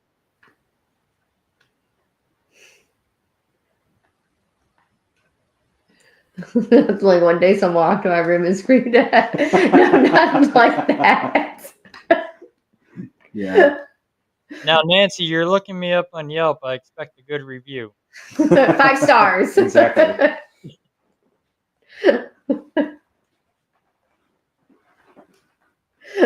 You're so wholesome. But yeah, we have a ball guest speaking at events and stuff like that. So when's the next Paracon event that you're going to be speaking at, Russell? Our next one we're waiting on is Ohio. Okay. One in Ohio. If we don't hear on that one, it'll be September 27th at Bordertown in Kansas. Gotcha. Okay. We'll be on the open panel for that paranormal panel. Okay. Sounds like a good birthday trip for me. Yeah, we'll definitely have to. That's pretty close to our area, so that was one we're eyeing up anyway. Yeah. Yeah, come on up. You'll get to meet Vixen Paranormal out of Texas. Okay. Okay. Yeah, we'll have to, definitely look at it, see if we can work the time frame for us. Yeah. I gave her the good one.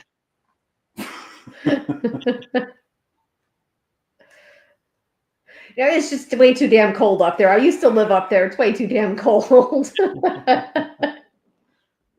They do a Crypticon up there every year that they do paranormal stuff up there. hmm Yeah. Because we got asked to go up there to their Crypticon up there. Okay. Hmm. Yeah, no, we've looked at Minnesota. We got family up there, so it's not like, it would be a tough for us to get up there. We got, direct flights. So as long as, we're willing to try and pay for getting all of our equipment up there. Yeah. It's either that or like, a 10-hour drive. We've looked at locations in Minnesota, and I mean there's good locations, Wisconsin, Yeah. all that, Michigan.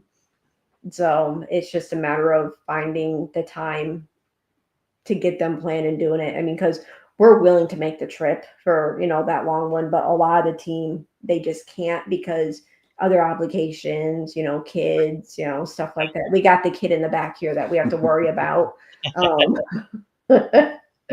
but no, so I mean we definitely we have no problem doing those longer distant ones. We're always open to, different areas of where to go to. Yeah, Nancy, if you've got suggestions for Minnesota, send them through. We'd love to, put them on our lists for the future. I know that we're kind of eyeing up Eloise next year in Mhm. Michigan, so we're trying to do more, outside of our small area here. I mean, we went out to Tennessee last year, but we're trying to get to more places now. How So long of a drive was that for you guys About there to Tennessee? 9-10 hours. 10 hours, yeah. Yeah. I Okay, mean, it's not terrible, but it's not a fun drive by any means. Yeah, to go to nice by drive. Bristol, Tennessee, it's about 10 to 14 hours for us. Gettysburg was 14 hours. That turned hmm into 21 hours because we were going about the same time that hurricane was coming up. Oh yeah, Uh, yeah, And when we hit those mountains of Pennsylvania, it was just nothing but fog. hmm yeah. Yeah, I mean, living where we live, in central United States, whether down here or Kansas City, it's not bad for like travel, but it's still a long time to travel. Yeah. So it'll be about a 14-hour drive for us when we go to Gettysburg in July. Yeah, I think I've, mapped it out here and it's close to probably about a 18 to 20-hour drive for us. Okay. Yeah, like Okay. Superior. Yep. Great Duluth as well. Yeah, my sister lives. She said we have family up there, so yeah, we'll have to check that out in the future. hmm I would love to get the Sheboygan Asylum over in Wisconsin. I think that one's Yeah. be pretty hopping, pretty haunted. There's supposed to be a good place over in Seattle, Washington, too. That's a pretty active place. Amanda Quill from Cold Spotters is planning a Cold Spotters Paracon there, and Okay. for all the Cold Spotters teams. So we'll be out there at that one whenever she gets that figured out. Yeah, I would love to get to Portland too and go into the tunnels Oh underground. yeah, Yeah. Yeah, those are supposed to be extremely active. So many things on the list. Yeah. Have you guys done the caves in Pay Missouri? more. What was that, Russell? Have you guys done the caves here in Missouri? So we haven't done we've done a cave, but we haven't done any in Missouri. Caves are definitely an interesting, Yeah. place because especially when you start getting activity where you're like, you shouldn't be getting this, you know. Caves are a fun one. They're different. Yep. Old Seattle, yep. Yeah. Yeah, I know KD does them quite a bit. That's where he tests his equipment out is in caves. So when you're getting spirit box, Yeah. Exactly. Yeah. you shouldn't be getting anything like that down there because you shouldn't be able to get any type of signal. Yeah. Yep. Yep. The one that we did for a true investigation, we were getting some interesting stuff Yeah. down there. So yeah. Yeah, we were talking with Outlaw Paranormal out in Tennessee about going out to Tennessee to go into the Smoky Mountain National Park and do some stuff out there. Yeah. Go check out, see if we can find the feral people. Mm-hmm. Yeah. That's going to be an That'd be interesting. interesting. And then there's also the Bell Witch Cave, I think, which is down by Nashville. They say that one's pretty. It's kind of in the Nashville area. I don't know exactly where, but they say that one's pretty active as well. And caves are great to do in the winter because they're going to stay the same temperature no matter what. Yeah. All gangsters back there. Yep. Yeah. There's a cave actually just north of us. I don't.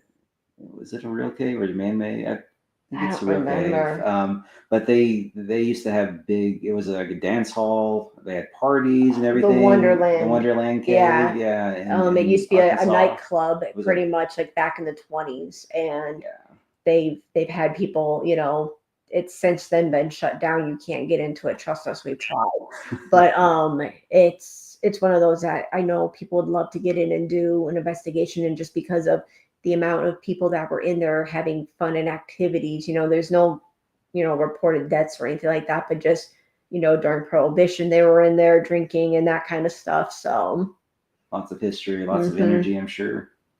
St. Joe's got one they did after the Echo Spirit Con. We weren't able to make that investigation, and it used to be an old brothel.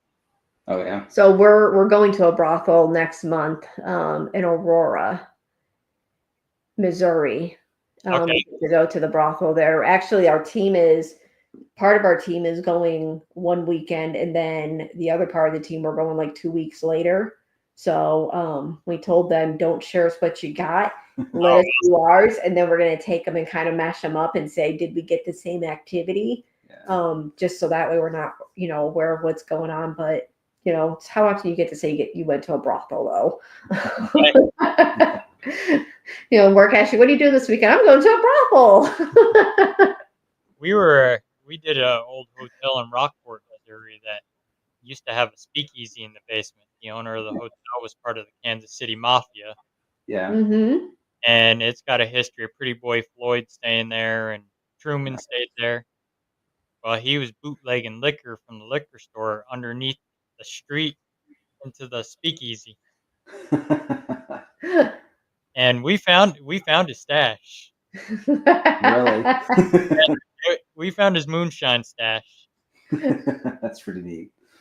But we took a lighter to it, and it wouldn't even ignite. It was so watered down that it would. Oh my gosh! But that place was pretty active. That I had an experience in the library, and we heard footsteps, so we went up there. I walked to the back of the library, and you hear this metallic clank. Mm-hmm. Yeah. And I react to it, and I'm filming on my phone on TikTok and trying to figure out where it came from. Walk over to this metal toolbox, and I recreate the sound. Yeah. And my dad had an experience in there too. He was ringing the bell, Mm-hmm. and he sat down in the chair, and all four of us seen this big like white glow go around him. Huh. Never explained what it was. First investigation we did there, he had something come over him. He was freezing. I mean, Missouri weather, summer, 100 degrees out. Yeah. Yeah. And I mean, you could see your breath when you walked in there. We're all in t-shirts. He was freezing. We had to put a heat lamp on him, put blankets on him. Oh my goodness. Wow. I had to end up doing a cleansing near him to get it away from him. And the rest of my team decided they were going to go stay at a fancy hotel. We're like, Yeah. he had a storefront in there, so we decided we're going to stay the night there. Mm-hmm. We're not going to waste stay in a hotel. We're in a haunted location. We're going to stay in this haunted location. That's what we do. We have cots and we throw them in the back of the vehicle because if we can sleep there, And about 3 o'clock in the morning, this place has no power, no water. We're running a generator, running the camera system about 3 o'clock in the morning. I'm laying on the couch, nodding off. My dad's in the chair. Yeah. Generator kicks off at 3 o'clock in the morning. My dad goes, "Hey, you awake?" And I'm like, "What?" He says, "Look in the door. Here's this big 6'5" shadow figure just staring at us." Wow. Creepy. Yeah. Yeah, he just stood there. I didn't feel anything evil with him. Mm-hmm. I think he's the former owner. The former owner was about 6'5", big old burly German guy, and I think he was just checking on his guests. Power went out, so he was like checking on his guests. Well, at least he was concerned. Yeah. And they said in life he was a good man, even though he was part of the mob. Mm-hmm. He Yeah. would pay people's back taxes for them if they were losing their farm. He would rent out spaces in the hotels so they could store their stuff, Hmm. so they wouldn't lose it. That was a And good guy. Yeah. he would throw fundraisers and everything in the town, and then he got accused. Some guy accused him of having a speakeasy. Yeah. They were wondering who you were. Yeah. Yeah, he probably was. He's probably like, "Who's these two jokers?" Exactly. Yeah. Especially we were trying to communicate with him all night. So do you ever, I mean, like, so I know we run into this, but how well do you handle, because I'm sure not everybody out there speaks English. How do you handle with different languages? I mean, do you know different languages, German, Spanish, French? I mean, how do you handle that? That is a little harder. I mean, I mean, I know we all have Google Translator now, but yeah, back then, you can understand it. I mean, Yeah. with him, he spoke English, so that was a good thing. But I would go on my phone and look up some German stuff and speak German Mhm. on it Yeah. and see if I can get a reaction out of him. But he always came back with English because he knew we didn't understand. He must have known we didn't understand German. So Yeah, yeah, because that's kind of what we run into, especially when doing history. Like you're looking up is, it's like, well, definitely when we go down to do the sub and all that is, you're gonna have different languages, and so are there certain phrases and you know to Yeah. use or something like that. Indian mounds. Yeah.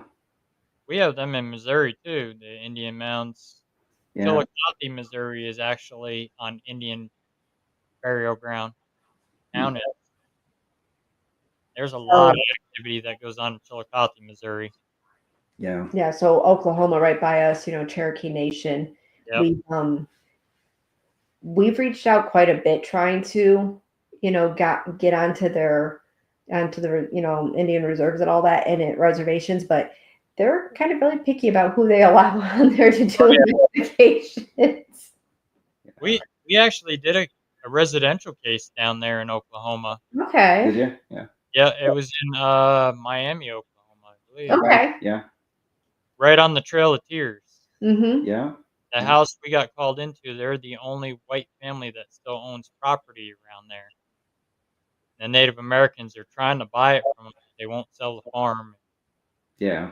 We got called in because the guy was doing demonic worshiping in his house, and he conjured up some stuff in his home, and his mom called us because of her grandkids. Mm-hmm. Hmm. Hopefully we're able to get that squared away and settled down. Yeah, we were, but I knew the guy was going to revert back to his old ways, so Yeah. I advised the mom. I was like, "Take those kids out of there because he's not going to follow our instructions when we leave here. He's going to go back to." He didn't even want to do a cleansing with holy water. He says that's against my religion.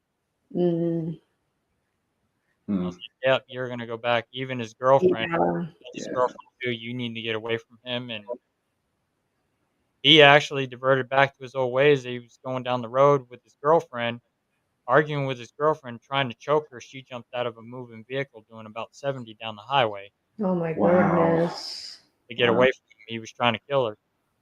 Yeah. And that one, I've got battle scars from that one. I've got Sounds pretty intense. Yeah. Yeah. 3 razor scratches down my arm. Really. That's just not a good situation at all. Yeah. Now, Especially for kids involved. the one was 9 and the other was 10, and then he had a 19-year-old daughter in the home too. Wow. Mm. Yeah. His mom, she come in there, she started cleaning house. She started taking all his demonic worshiping stuff and anything that resembled demonic stuff. She started tossing it and burning it. I ended up with he had a book on witchcraft and how to sacrifice and kill people and Oh my Wow. gosh. goat's head necklace, and they were using a Buddhist sing bowl for demonic practices. Not a good situation at Yeah. all. Not good. Yeah. Ended up confiscating all of it. Mm-hmm. And it's actually I have it here, but it's outside. Yeah. That's pretty much it. That's where I kept it until it's going on its way to Connecticut. Yeah. It's That's a good call. Yeah, it's headed to John Zaffis Museum. Told him when I take a road trip to Connecticut, it's going with me to you. Mm-hmm. Yeah.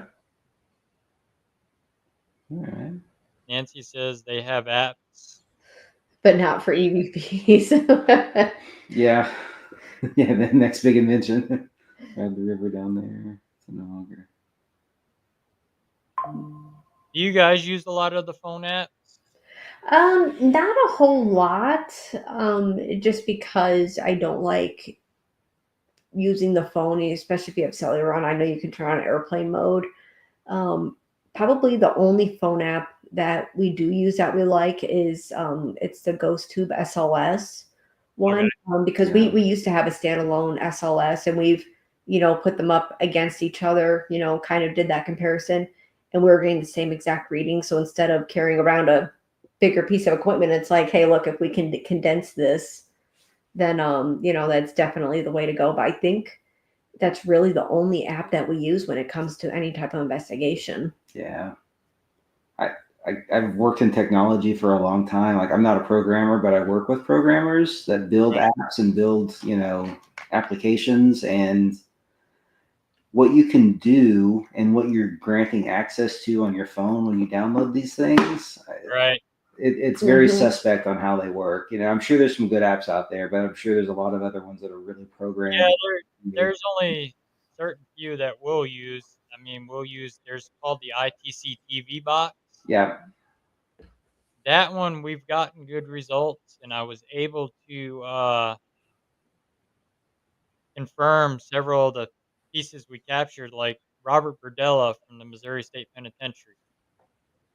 We captured him on there, and we were able to show it to the tour guide, and he was able to confirm that is Robert Burdella. Hmm. Oh, And then we take a comparison, his mugshot to that, and Yeah. it's exactly the same.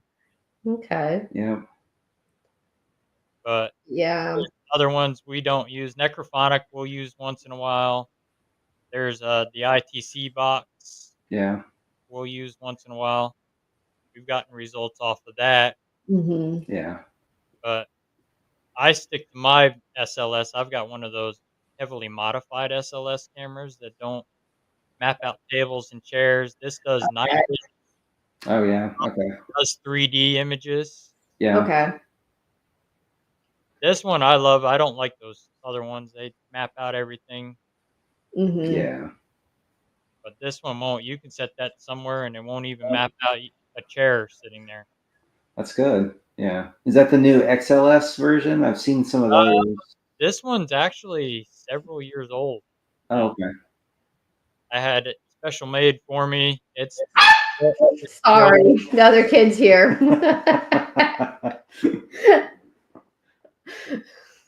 oh, Damien. Damien, he's from Scotland. He's Okay. Okay. ours. He's got Ouija board arms. Ouija board arms. Yeah, he's got Ouija. Yeah, I Oh, was okay. okay. I was Yeah, thinking like gotcha. I'm thinking, okay. Yeah. That's Does the barge you mentioned earlier get more activity with it being on water? And do you feel there's more activity with saltwater or freshwater? It's a great question. All three of the ships that we're going to investigate are actually in the water. So it's kind of an interesting museum, like the sub, the barge, and the tug are all three at a port in the water. So I'm hoping that causes some more activity, but we won't know until we right. get there. And you're right. I mean, they were saltwater vehicles, so I don't know how Mhm. they're going to do in a river, but we'll see. Right. Especially, I mean, with running water, you get a lot of Yep. activity with running water and your limestone and Yeah, quartz. That's why they swear like Bobby Mackey's with that well in the basement is a portal to hell. Mhm. yeah. Did you ever investigate there, Russell? No, I never did get the chance before they ripped it down. Yeah, That was on one of my list of places to go to. we hadn't either, but we had members of the team that had gone there, I guess, multiple times, and they told us stories of that they were checking out the basement, because the portal was down there and everything. Yep. And they said the only thing they got was when somebody flushed the toilet upstairs. It sounded like a demon just going through the whole place. It was so loud. So I have a friend that investigated there quite a bit, yeah, and he's told me a lot of stories from out of there. And she's one of the ghost guides at the Nevada State Penitentiary, okay, yeah, Okay. and she does some good work in the field. I call her my para sister. But yeah, we've wanted to get out there, but we never did make it. yeah, Yeah, that's one of the things I'm kind of concerned about with Yorktown is they say it is starting to get on the rougher side of safety concerns. So it's like that's getting moved up on the list of trying to get to it. yeah, Right? They'll probably work on it, fix it up, and get it safe again. I mean, it's a moneymaker. Yeah. yeah. There was one. It's an old tuberculosis asylum in southern Missouri. Here we were trying to get into, and it's actually for sale. A real estate company has it. They wanted to charge us over $5,000 to get in there. Wow. Wow. They're not even in the state of Missouri. It's a company in Vermont that owns it. Is it still for sale? I mean, we can go into a business transaction here, business deal. Far as I know, it's still for sale and it's still in pretty good shape. There's a caretaker that maintains it, keeps everything in great shape. It was an old tuberculosis sanatorium, you Yeah, said? it's the Missouri State Sanatorium. Missouri Okay. State Sanatorium. Yeah, we're always looking for those kind of places to see if we can, do the same thing that you're doing. Just talk to people and, Hmm. try to convince it in there. And nobody's been in there and ever investigated the place, so it's on. Really? Okay. So that's like I told you earlier that we have some places reaching out. That's one of the places reaching out. Nobody's been in to investigate before. So, you know, don't know if it's haunted or not, but based upon the history of it, I have a feeling it would be. Yeah. That's one of the places I'm working into in upstate New York. Nobody's touched it. Yeah. It used to be an old asylum, turned into a prison. Hmm. Yeah. So, and we're working on that right now. And trying to get in there with the board of corrections. It's especially how New York State is. Yeah. But the he's willing to work with us. He said, give him a That's call back. good. It's all this straightened out because I got to keep a guard Hmm. on with us for supervision because there's an active new prison's right next door to it, and they still use some of the property for the prison grounds. So, Yeah. in case there's a prison break, Okay. That makes Well, sense. I the hope old we get into it. Yeah. the old hospital is still there, and it's still in pretty good shape. I'm trying to convince them to let us have access to some of the other buildings too, Yeah. because activity is not going to stop at the hospital. Exactly. No. Yeah. This place is supposed to be like Penhurst. Really? Okay. Okay. You have to, definitely, keep everybody informed on that one. That would be pretty interesting to see. Yeah. Yeah, that we're gonna film a documentary on that one. Okay. Yeah, sounds like a good location for sure. Mm-hmm. Yeah. And Pinhurst, you mentioned that one. That's on our list too. That's on my list.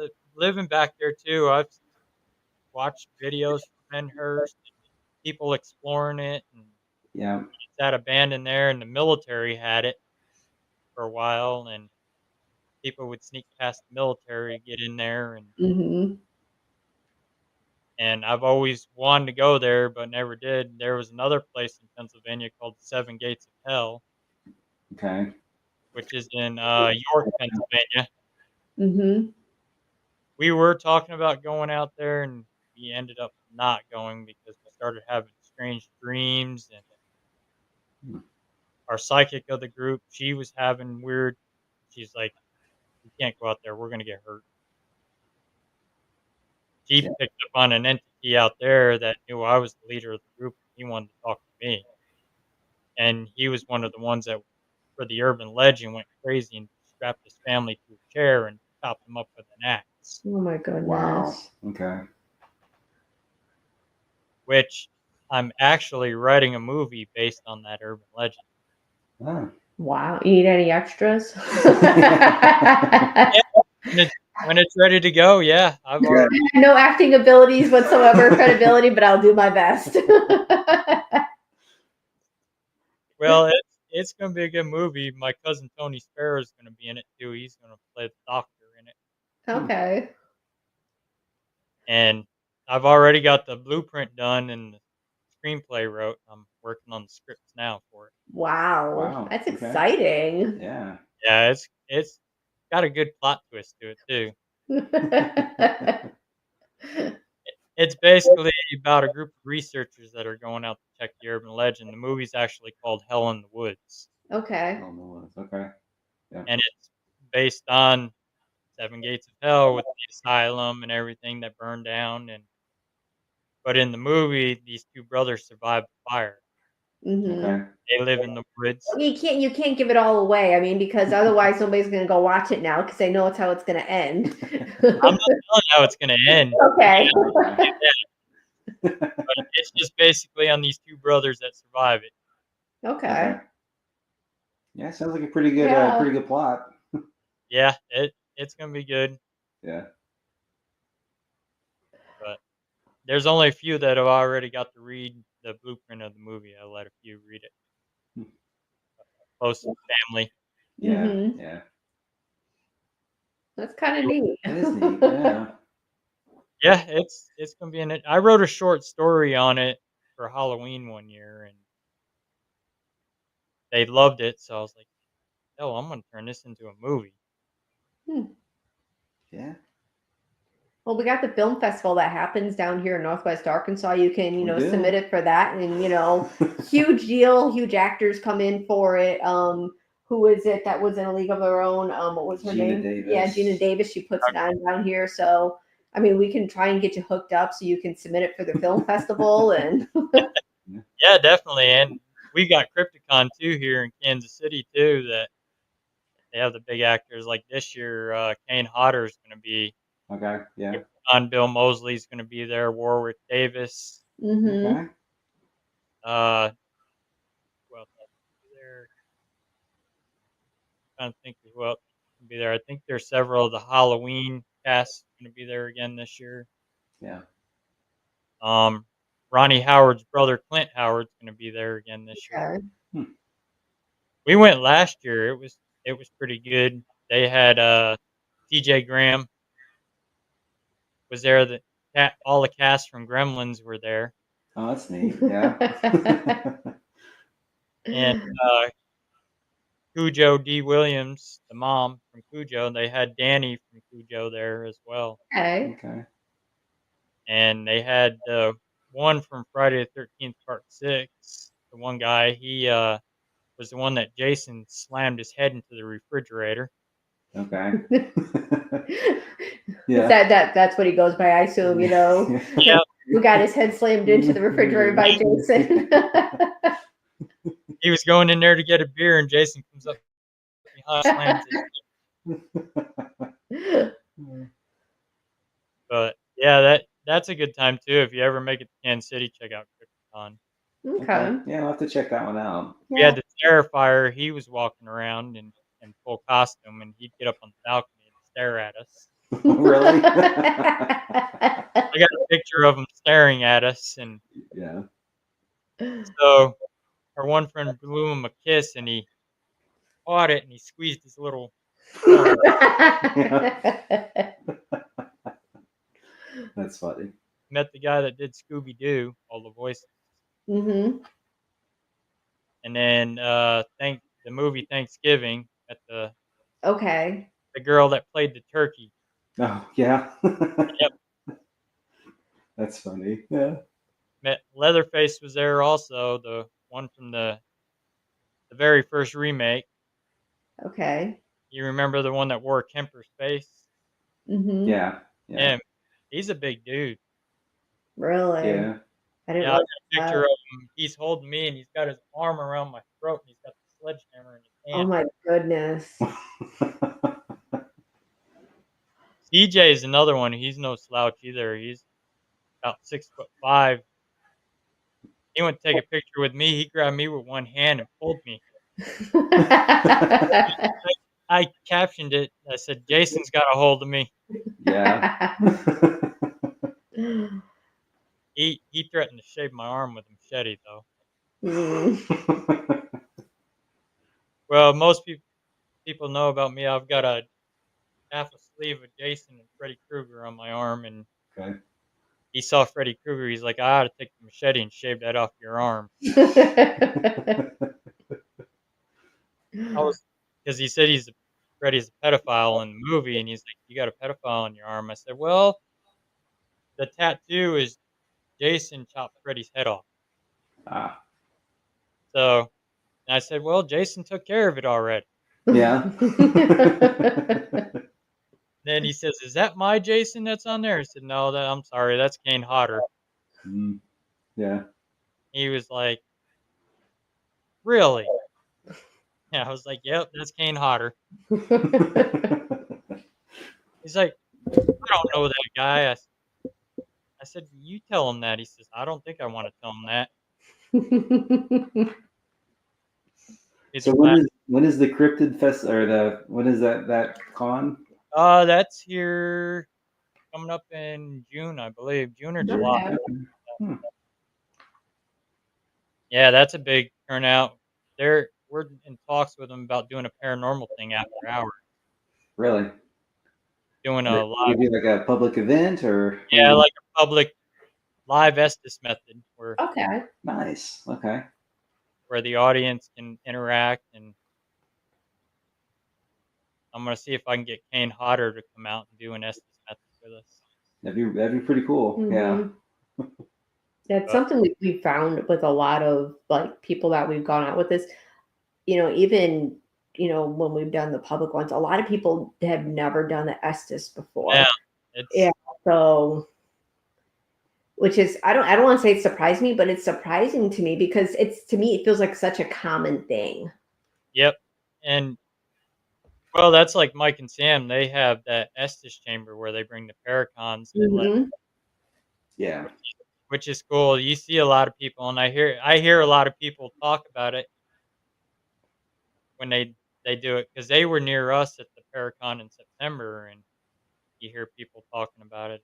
How Hmm. they enjoy doing that. And Yeah. Mike actually taught us something new at that Paracon. When you do Estes, you do it 15-minute sessions, and then you count them out, so that puts pressure on the spirits to talk. Huh. That's interesting. Yeah. He did that with that haunted doll, and as he was counting down, he went 10. The doll goes 2. Then she told him to shut up. He didn't want to hear him anymore. Yeah. But that doll actually called my name a couple times, wanted me to take it back where I got it from, and I said, "I'm not taking you back. You were terrorizing a blind lady." Hmm. Hmm. And it wasn't happy either because I bound it to a case with holy water and metals and less salt. Yeah, Damien, I don't know how you do 8 hours straight of Estes. Oof, Yeah. I can't even work 8 hours straight, and that's work. I mean, let alone. And then I know it's physically demanding on your body. Oh Mhm. man, yeah. My lead investigator, Jen, she'll go an hour straight at Estes. Wow. I don't know how she does it. I don't Yeah. either. I get concerned for her when she does it. But I'm like, you can't be doing an hour straight. 'Cause then she's drained afterwards. She did that at that courthouse event we did. She was under Estes for about an hour. That's a long That time. that is. I mean, because I know when we've done it, it's like, it feels longer than what it is. So I can only imagine what it would feel like, how long. For Yeah, I don't know about you, Dan. yeah. I think you're in a trance at that point, apparently, you know? Well, he flies on Red Bull, so Oh, yeah. so that's probably why. But yeah, I couldn't do that. Yeah. We did a different type of Estes at the Missouri State where you don't use a spirit box, put noise canceling headphones on and blindfold. You use your third eye Hmm. Okay. and you let somebody ask questions. If you can hear them, we wouldn't answer. Yeah. And we picked up on a man at Missouri State in cell number 20. He was actually angry because Nesper had used his cell to store their stuff in. Okay. So I was able to confirm it by Wade from Nesper about it, and he says, "Yeah, he was a man. He wasn't happy that we were there taking up his space, so he went down to the dungeons where it was quiet. Hmm. And then we were picking up on the artifacts from upstairs, the leftover residual energy from them, Hmm. and then JB the firebug. I was able to pick up on him, and but even that night, it got crazy that night. There was a girl they actually had to bring back. She got overcame by the objects, and then she was up in the female wing, and she has what they call Pott's disease. Hmm. So they Okay. brought her back to the lobby, and they thought they were gonna have to call a ambulance for her. My dad says, "Leave her here with me. Let me do some work with her." And he was doing put some holy water on his hands and did some prayers with her. And he had a cleansing medallion on his around his neck, so he gave that to her, and she snapped right out of it. Really? All seen this white light go around him like a guardian or something, and a bunch of them all just freaked out and ran out of there. Wow. Just something he does when he does cleansings on people. Mm. And we had several others that were up in the women's part. We got done up there, and we come back to take a break for a second, and I got looking at her. I was like, "You okay? You don't look like yourself." She's like, "No, I don't feel right." Hmm. Outside you go. Yeah. Did a cleansing on her, and then she was good after. Hmm. But with those objects, Wade even keeps holy water on them, electrolytes. Yeah. So they even asked us at the event how many teams here do cleansing. So we were one of the ones, and then there was a couple other teams, and then Ness. So Rob made that clear. You will be probably overtaken by some stuff tonight because of those objects being here. But When was that event, Russell? that was last summer, last June. Okay. They've got one coming up. It's a book signing Get Haunted does here in June at Missouri State. We're going to be out there for that. Yeah. That's That's such a neat place just to go through. If there's people on the I guess listening to this, if you haven't gone there, go do it. Go do the history tour. Just walk Yeah. around with the guards. It's just amazing just to hear what their stories that they tell, because these are we did one, and he actually worked. He was a guard before, Okay, yep. I and know it who was you're talking about, so yep. neat, yeah, just to listen to the stories that happened while he was working there. They've got some new cops in there now because he retired, so they got a few new cops that come in. And the one guy, he's a tall young guy he was there when we were there. We were talking to him about some of the stuff he's experienced in there. Yeah, And he almost got throat punched by Jenny one coming out of 3D. He's standing up against the wall and he's in dark clothes. So they all thought it was a shadow figure. And she warned him, she says, one of these times you're going to get throat punched doing that. yeah, Even the older guard cop that used to come there all the time when we were there the first time, we come out of cell house 4, he's sitting on the bench, and the rest of his team, they're seeing this guy, and they're like, "Look at that, that's a ghost, a shadow figure." I'm like, "Guarantee that's the cop sitting there. How much you wanna bet that's the cop?" And he wasn't moving, he just sat real still because he heard us coming. yeah, I'm like, "That's the cop sitting there, I bet you it is." And they're like, yeah. "No, that's a shadow figure." We get up close to him, and he turns his head and looks at us. I was like, "Told you." Cop, yeah.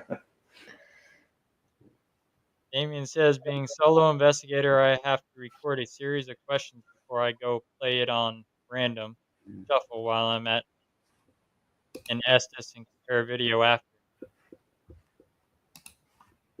Greg, they're talking about Missouri State Penitentiary here in Missouri. Yeah, Yeah, I love that place, and it's never the same when you go there. It's always No, something. it's not, and that's it's something we like is going. Even if you go back to the locations, you always get something new or different. And you know how like they say the female part, um, men if they go up there, it's quiet. yeah. Now when we were up there for that event with Nesper, there was a bunch of men up there, and we were actually communicating with a woman up there. They were doing necrophonic in the cell, and then we were doing on the other side burst EVP, Mm-hmm. and both were saying the exact same thing. It was a girl that was having an affair with one of the guards, and the guard threatened to kill her if she said anything. Well, she fell in love with him, and she ended up getting knocked up by him. Mm. She dove over the rail down onto the floor, No. Wow. and Yeah. we were getting done, and we were coming down the stairs, getting ready to change out to go down to 3D with next of kin, and few of us seen this shadow at the bottom level peek around the corner at us just like that. I was like, I just seen a shadow down there, and the rest of them all seeing it. So we started darting off after it. Yeah. Candy Slater's yelling at us, "Hey, we got to switch out." I was like, "There's a shadow down here. We're chasing it." And they had their XLS camera pointed at it. I don't know if they ever caught it or not. Yeah. And my dad stayed in the lobby because he couldn't climb those stairs. They made us go in from the outside up. Oh, okay. Mm-hmm. Yeah. Yeah. So he stayed in the lobby, and Candy's husband stayed with him. And right in the lobby there, you know how they got that cell right there. Mm-hmm. My dad was watching figures in and out of there because of his Really? abilities. He Wow. tells the guy, he says, "Take your meter and put it up there." And he was putting his meter up in there, and it was going off. And then he seen that white light go around my dad, and he ran out of there. Don't know why. Just something with my dad's abilities, I guess. Yeah. Love MSP Building 4 is my favorite. Yeah, that's I love that Building 4. We had a girl, that team that invited us the first time we went out there. We went to dinner with them, and my dad had said to her, "You're gonna get touched tonight." Yeah. So they wanted to go with us, her and her. It's now her husband. Mm-hmm. They're like, "Do you mind if we tag along with you? We like what you guys do. You guys I was like, I'm gonna warn you now. Are you the type that gets scared quick and gonna run out of there? Because if you are, I don't suggest you go with us. 'Cause with Yeah. us, you're gonna get activity. They were like, no. So they went with us, and we started off in the dungeon, getting set up, and we hear a woman yell, "Hello!" in the dungeon. Hmm. Hmm. So her boyfriend goes out, and he checks, make sure there's nobody. There's Yeah. nobody up in the top up there. Yeah. And so we get back up, and we go up in the top part of the cell block. We're in between Sonny Liston's cell, and she sees a shadow darting in and out up on the second floor catwalk. So I walk up there, go up there, and I'm pacing the catwalk like a guard. I come on this catwalk and get behind him, and I hear her yell, "God damn it, something grabbed my leg." Yeah. And I said to her, I said, "Don't get offended by this, but she was a black girl." And I said, "You're also on the black cell block. These Hmm. inmates haven't seen women for years, so to be them guys, you are good looking. Yeah. Mhm. So of course they're gonna grab you." Yeah. That freaked her out. They brought a girl with them that very first. This was her very first investigation. So they tagged along with us towards the end, and we went back down to the dungeon to finish Oh, the night off. that had to have been fun. Yeah. Oh, it was, and we set up a music box in front of the one cell, and then we set up motion lights down the hall. Yeah. So I stood by the last light. The one My one team member was down on the floor shuffling a deck of cards, like playing poker. Mhm. The rest of them, and I was acting like I was a guard. I was like, "JB, you're in the wrong cell. You need to come out of there. You need to be over in this cell." Yeah. And then the music box kicks on, light, light, and then the last light. That girl's standing by the wall, and she starts freaking out. She's like, "That light kicked on. There's something in front of him. He's not freaking out. He's not reacting." And we're all just laughing. Like, this is what we do. We're not here to run. We're here to document this stuff and figure Yep. out. Yeah. Yeah. I said, "You'll learn that once you do more and more. You won't get so scared and run out of a place." Exactly. You run towards it, Mhm. that's what, we want to do, or we do, and that happens. So, It's like My the, buddy, like I look at it as like paranormal investigators, like the firefighters of the world is we go yeah, running into the buildings while everybody else is running out. yeah. that's like my buddy Michael from Livingston Paranormal Society. He'll ask his new investigators, "What do you do if you're walking down a hallway and a shadow figure pops up right in front of your face? Do you communicate with it, or do you run the other direction?" Well, what they say and what they do when it first time it happens, I think varies quite a bit. Yeah. And it's funny how he tests his Yeah. members. It's a I've good. been on several with him, and it's funny. We tested a couple of his members down at Hans Mill, which is, I don't know if you guys ever heard of that. Mm, Mm-mm. It's up here in Missouri. It's the old Mormon massacre site. Okay. okay. About it was like late 1830s. Militia had rode in. This was the day before Halloween.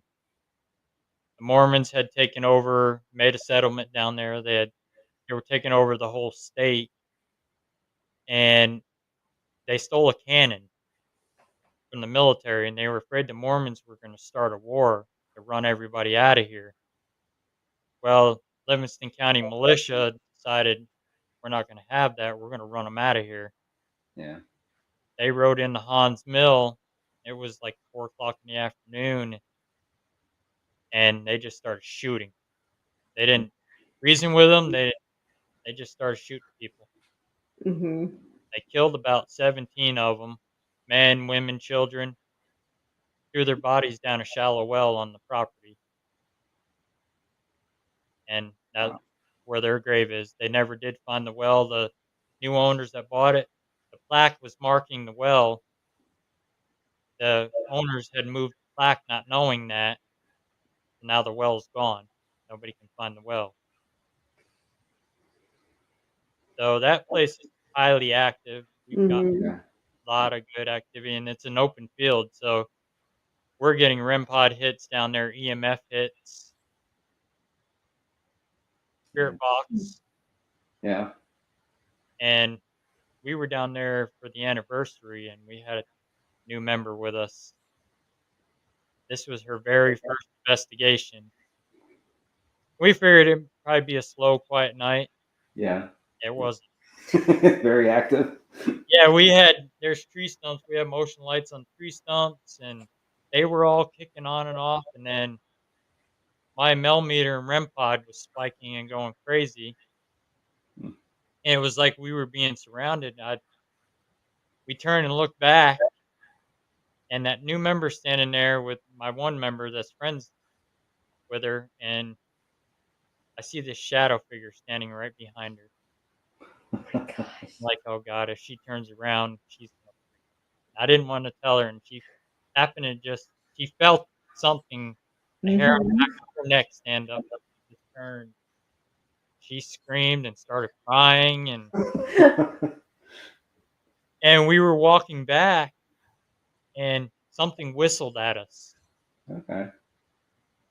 And the new member was with us, and her friend and I, we turned and we looked back. He's like, "Don't look back. That's how a horror movie starts." I'm like, "We're gonna look back. We're investigators." Yeah. Yeah.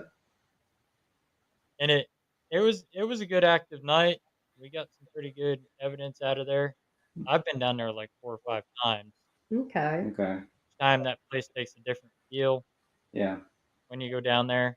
First time I went there, we smelled something dead Hmm. during the day. And with the heat of Missouri, anything that's dead is gonna smell at night too. Yeah. Yeah. We didn't smell it that night Huh. Hmm. Yeah, that's interesting. after we went back after dark. Yeah. Did you ever figure out where it was coming from or what it could possibly have been?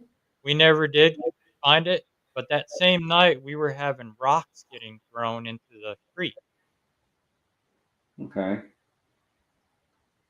and we shine a light out into those woods back there, don't see nothing. Hmm. Had a night vision camera, thermal out there, didn't Yeah. pick nothing up, but you would hear a rock get thrown into the water. Hmm. Interesting. And kids would go out there and they would party and camp out there because they knew it's haunted. They knew the Yeah. local legend. They bring Ouija boards out there and play with them. And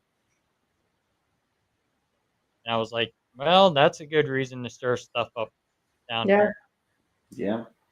They took a truck down there in the 70s full of dynamite and they blew it up down there. So there was a big crater, probably about that big, in the ground.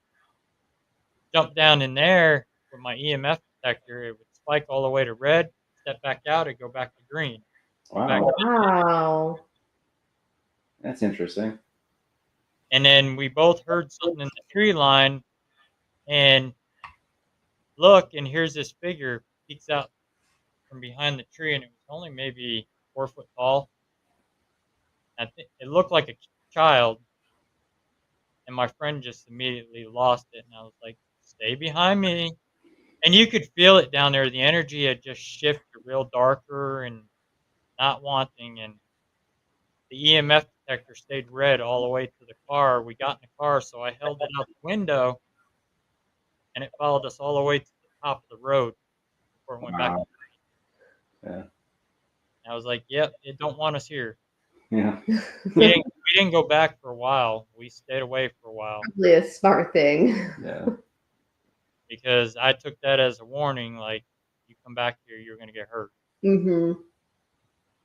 And then didn't go back for probably 10 years, maybe. So when you did go back, was the activity or the feeling the same or did it change? It One night it got about the same, and then when I had a few of my members down there, we didn't catch no activity, but you could just feel the energy was different. Mm-hmm. Mhm. It was quiet than usual. And then we went back several weeks later, and down there, the mosquitoes get crazy down there. They'll tear you. Yeah. So I brought my friend Michelle and her niece with us, and we went down to the creek down there and set up. I walked my dad to my vehicle, and she stayed there with her niece, and I walked to my truck to get some stuff, and my dad was having activity at my vehicle. Started the truck up for the air for him. I meet them halfway out. They're running. Like, where the hell you guys running from? Yeah. Like, we thought you were leaving us down here. I was like, why am I going to leave you down here when you're using my equipment?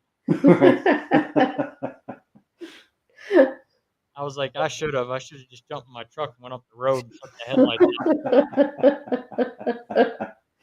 on. But all right, yeah, we're gonna get ready to wrap up here, and I thank you guys for coming on. If people want to get a hold of you for Paracons or Yeah. We're not signed into the chat that's going on, but I can drop this into the chat with you, Russell, if you want to drop this into the other one. It's our link.